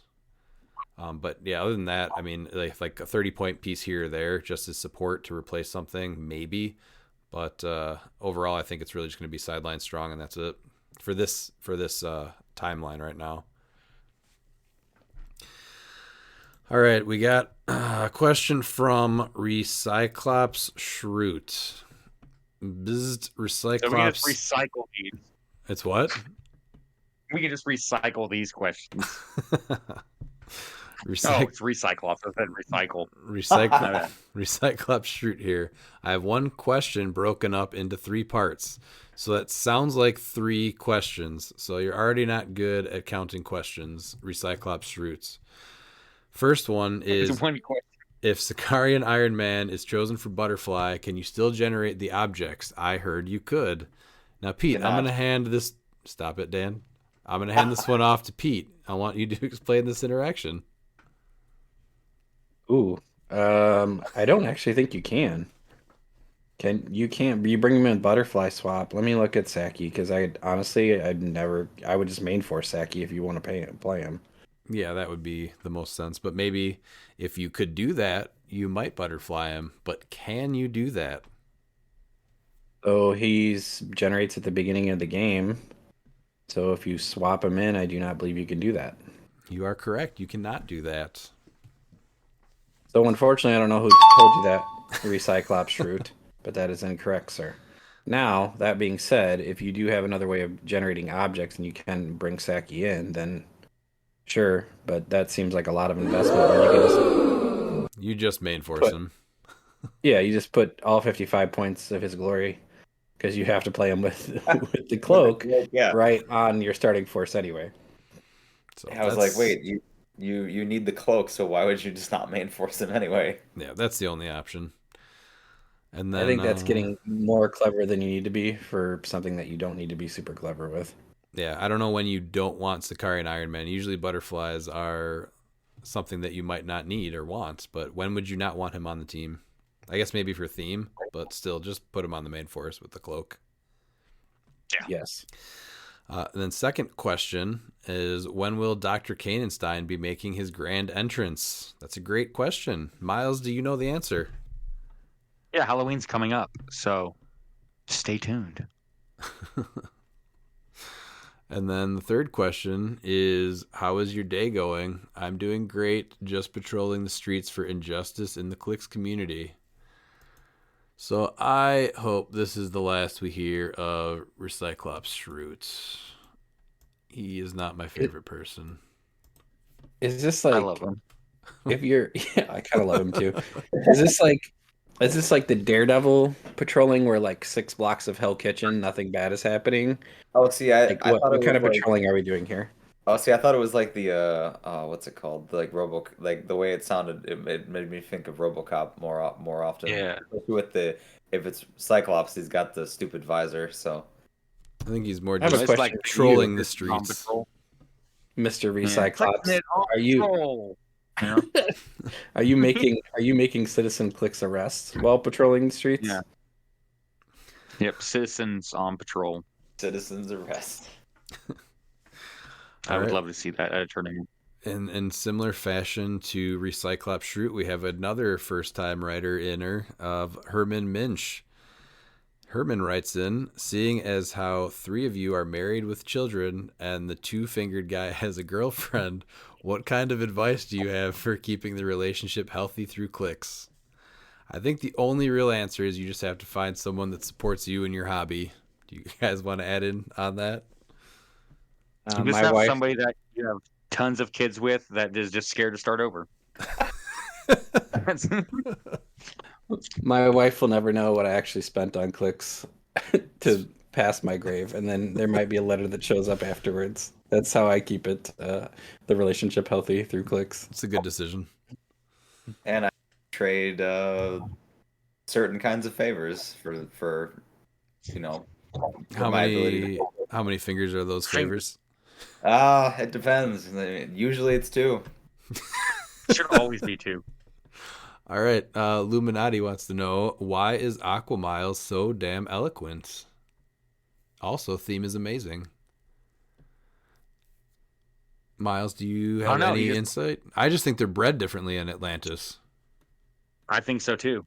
Yeah, most people like, white and wheat bread, but Atlantis loves that inbred. I think that's exactly why. I think a lot of people don't realize that Aquamiles is actually very accomplished intellectually. He actually has a PhD from the University of Atlantis.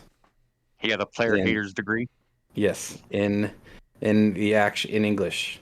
So he's a very accomplished writer too.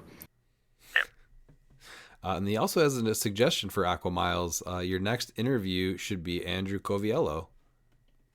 I actually reached out and good news. Aquamiles reached out to him. He said yes. And in his response, Aquamiles told me that he has a little segment with Andrew Coviello. He's a big fan of his. So Illuminati, your wish is our command. November 3rd. It has been granted. Peter Marshfield wants to know if you had to rank your top 3 of the following equipment. I went with spin ring, spectral ring, and power gem. That was hard though. I'm very equipment heavy. Frogglenier, Mini Slayer, and let's go with the Blue Lantern ring for 3. So random. Okay. I'm a simple man. I like the soul gem, the power gem, and I would go with the Sinestro core ring. Solid. Well, these won't really be too hard to deal with. So Warlock, Blood Axe, and the Gauntlet, the one that gives you Power Cosmic, and the tokens. That one surprised me. I take that back. It's got to be Mjolnir. Yeah, Mjolnir over the blue ring. Yeah, Frogglenier, Mjolnir, and Mini Slayer. Top 3. Because it was hilarious making time dilation Spidey just untouchable for 6 hours. It was great. It was not great. How much damage did that Spider-Man do? Do you think it was worth playing him? He didn't do a lot of damage, but he just couldn't be touched. That was the best part. Was He's not a win condition. No, he's not. He's just. But he wasn't there to be a win condition. He was there to just be irritating. And that he succeeded in. Oh, Yeah. 100% succeeded in. All right, top 3 sideline active. I went with the MOE swap trait, Cathan, and Absorbing Man Prime. Ooh, this is tough. Well, I'm gonna have to go with Amit. That's definitely my favorite god. Scrappy Doo, who I loved. I always brought him in. And then my number 3. Ooh. Let's go with, I guess, Prime Etrigan. I'm going with Prime Etrigan after recently discovering how good he is. Okay. This is kind of a tough question. I would go Amit and Khonshu pretty easily. And then the third one, there's about 20 things I would say, but if I have to pick one, I would go with Prime Reverse Flash. Because everything is bad thing. That's a good point.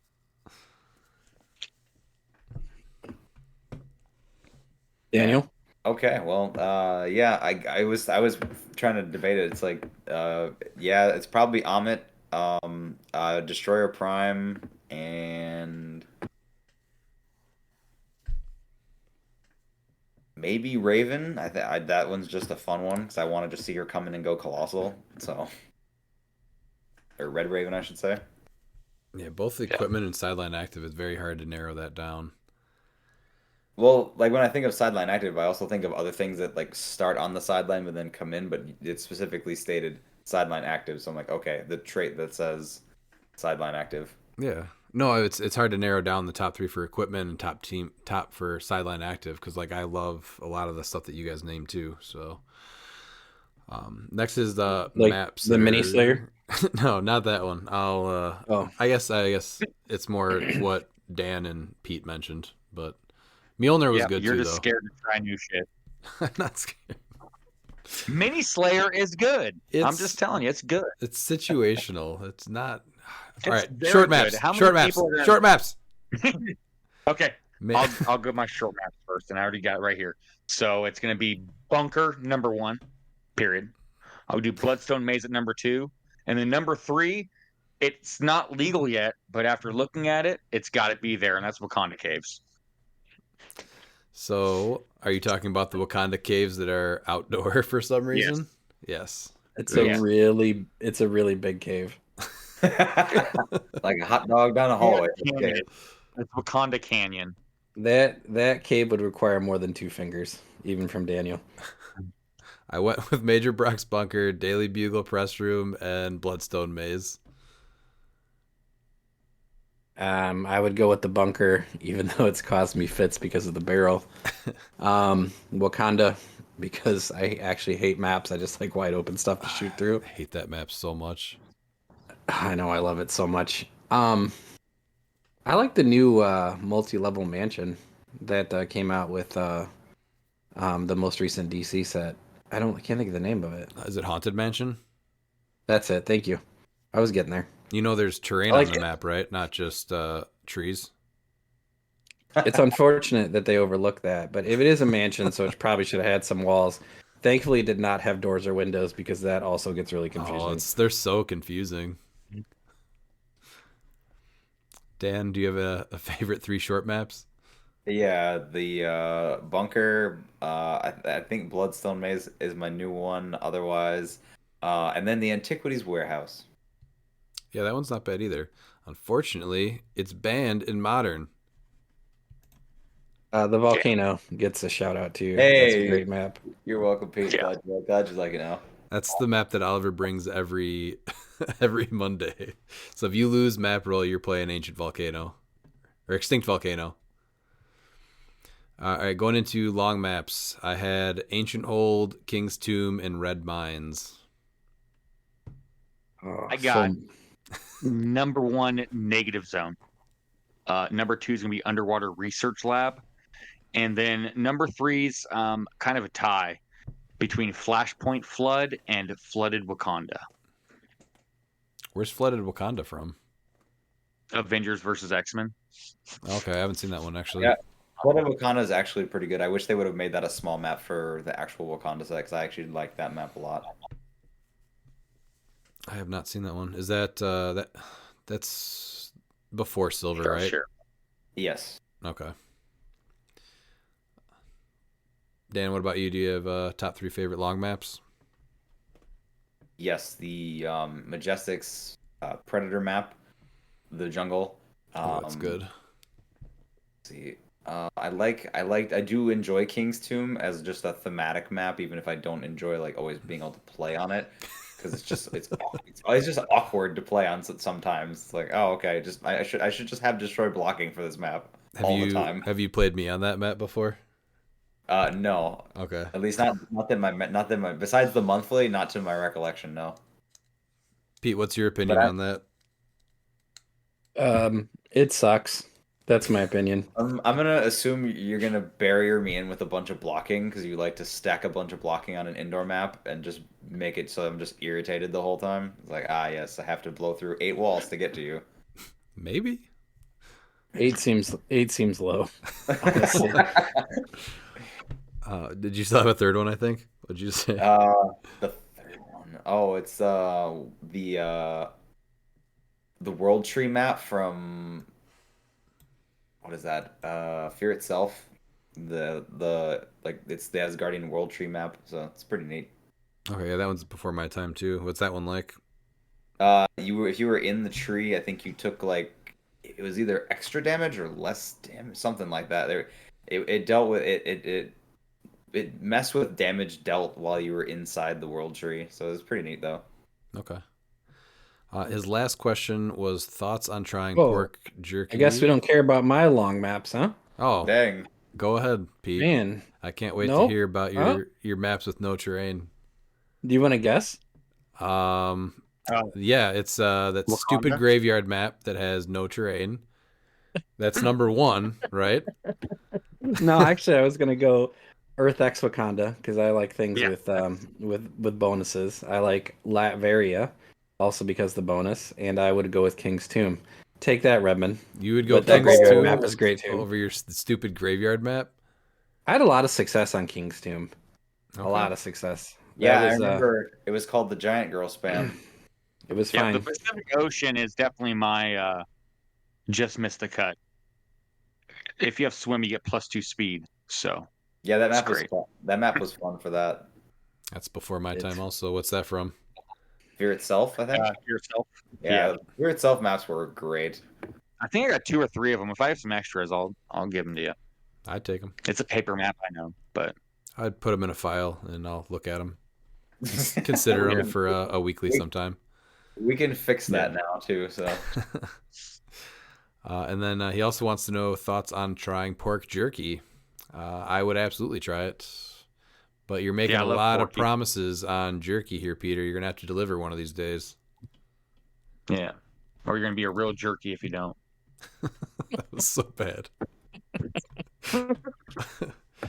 Last question is It's really good in my head. Last question is William D. Roker. Who is the best avatar for Atum, and why is her first name Kara? I'm guessing he's talking about the new Supergirl. So the minimum 6 range during hypersonic speed and penetrating damage, I think, is really good for her. But I'm actually not a fan of her taking the unavoidable damage after. She doesn't have any really way to mitigate that. So I think whoever his avatar is needs steel energy or a way to heal. So like Jeff the Landshark handing out pizzas is nice, but I actually like it on Prime Talon as the avatar because she always has regen is free, and now she's getting a 6 range instead of 5 and deals penetrating damage for no extra points. So I think that's super strong on her. Otherwise, No, the regen is free. That's huge. I didn't realize that. Yeah, that's definitely going to be better than my pick. Because even if you hit Mystics, then you have a chance to heal the Mystics and that damage back. So I like that on her a lot. but does she need the penetrating damage? Because she already has the you don't do defense powers. So that's where I'm. So that's only on the target token. I'm working on a Oh, Rosless assassin team right now, so she might not need it for the first attack. But if you don't have Roz to change the target, or you're attacking someone that's not the target, it's again no points and that extra 6 range. There's a lot of times where I was out of range once when I was starting to practice this team. So Something for prop. That extra square is huge. yeah, exactly. Yeah, no, It really I'm is. not. I wasn't. It wasn't a knock. I was just generally curious. Oh no, I was just It was- I was just explaining on that because I think this is what I'm going with, and this is one of the only changes I'm making to the team when the set comes out is putting him on my sideline for this reason right here. I think there's a lot of things you can put him on with the warrior keyword, but I think you do have to have some way of healing him or mitigating the damage. So Jeff handing out pizza is really good too. Jeff is Whatever you do, do not put Cathan and Atum on what's his name? Wong, because he'll take 2 damage you after his can't. phasing. I was gonna say you can't actually. I don't think. Pretty sure you Why can't not? become anybody else's avatar if you already have an avatar. So. Cathan's not an avatar Cathan though. isn't an avatar. Yeah. Oh, wait. Oh, that's right. You can do that. Yeah, sorry. I thought you were talking about a different avatar. Sorry, Miles. The Knockathon. Yeah, the two unavoidable after phasing sounds awful. No, he does phasing. It's after he attacks. But he's gonna be taking 3. So he's gonna take that unavoidable, and then he's gonna take 2 more because it's when he attacks. That's terrible. Yeah, that sounds. Do not play Wong with Atum. Okay, that's just don't. or hear me out, do it. But it'll be a quick day. Or hear me out. Just do it. If he had free regen, 100%. Steel energy still isn't even good enough. Dude, taking 3 unavoidable. No. What do you guys do you have any other options though as his avatar? Yes. So there is one. Just because the cool thing is that if you have Death Metal Wonder Woman on, you can get it fixed for the character that they choose to KO. But it's PJ, Lucas, and Scott Pog. To do what with? You put it on the PJ, Lucas, and Scott Pog, have them attack someone because you technically right now you don't need a target, and then you get a Tum out, and then now you get 2 turns with him because they're going to choose a character to get KO'd, and you're going to choose Death Metal Wonder Woman to bring that character back. Okay, that's actually something that's not terrible. So you get 2 turns of a Tum at full. That's not bad. Because he's 13 for 6 or something like that. 15 for 5 hypersonic with 4 range. Yeah. Okay. But he'll. Oh, no, he doesn't get his own trait. That's right. So he won't get the minimum. But you get 2 turns with him, and you're not going to lose the game like you would with Cathan. So. And you're only investing 5 points in it with him, and you're like, most teams aren't really going to have Pulse Wave now, and so this is just like a way for you to get an alpha on. It's a thing you can do. Yeah. It is a thing you can do. That is for sure. Dan, did you have an avatar, top avatar for him? I think it's gonna be the Nubia Wonder Woman. So she's 50 points. She starts with Charge Flurry. She's got Steel Energy her whole dial. And then she is just, I don't know, she's a solid 50 points. So Then Pete, did you have a actual name, or did you just say warrior that steals energy? I'm looking. Yeah, I'm gonna stick with that. I gotta look at that piece again. That's I've been avoiding spoilers, but I haven't been like really super into looking at the set because we're gonna do a set review. Yeah. So I'm sure there's something. I mean, I'm just reading it now. It does a ton. So His drawback is just the biggest trade-off. So like it's because of that that's the only reason I think he might not be as hot of an item as people are thinking initially. It's nice Same that for it's 5 points. You get him on your team. Boom. Perfect. it's nice that you don't have to have the or you only get the the token if you attack, not if you take an action like Cathan. So that's Yeah, nice. Yeah. You only take damage when you actually make attacks. So what about Moon Knight? 200-point Moon Knight. he's warrior. Yeah, I guess he could do it. Yeah. Is he martial artist too? But yeah, No, he is just he is warrior. free one or heal one click, so that's not terrible. I don't know if he needs what he gives though. That was the other thing I was coming You into just too. can't- Oh you just yeah, can't yeah. use his free attack. Yeah. He'll take He'll hurt himself more. Yeah. Yeah, it was a I'm little just bit more looking for challenging to find a lot of options. I didn't really think there was a ton of options unless you have that way to heal. So I think Jeff on that team is good. I mean, I like the full dial penetrating damage and then the minimum range 6 because he only has range of 4 right now. So I kind of like the bump in range and just the straight up pen damage. But Yeah, he doesn't really help Batman of Zeranar. Yeah, I'll have to get back to you about that one. All right. Well, do you guys have any final thoughts?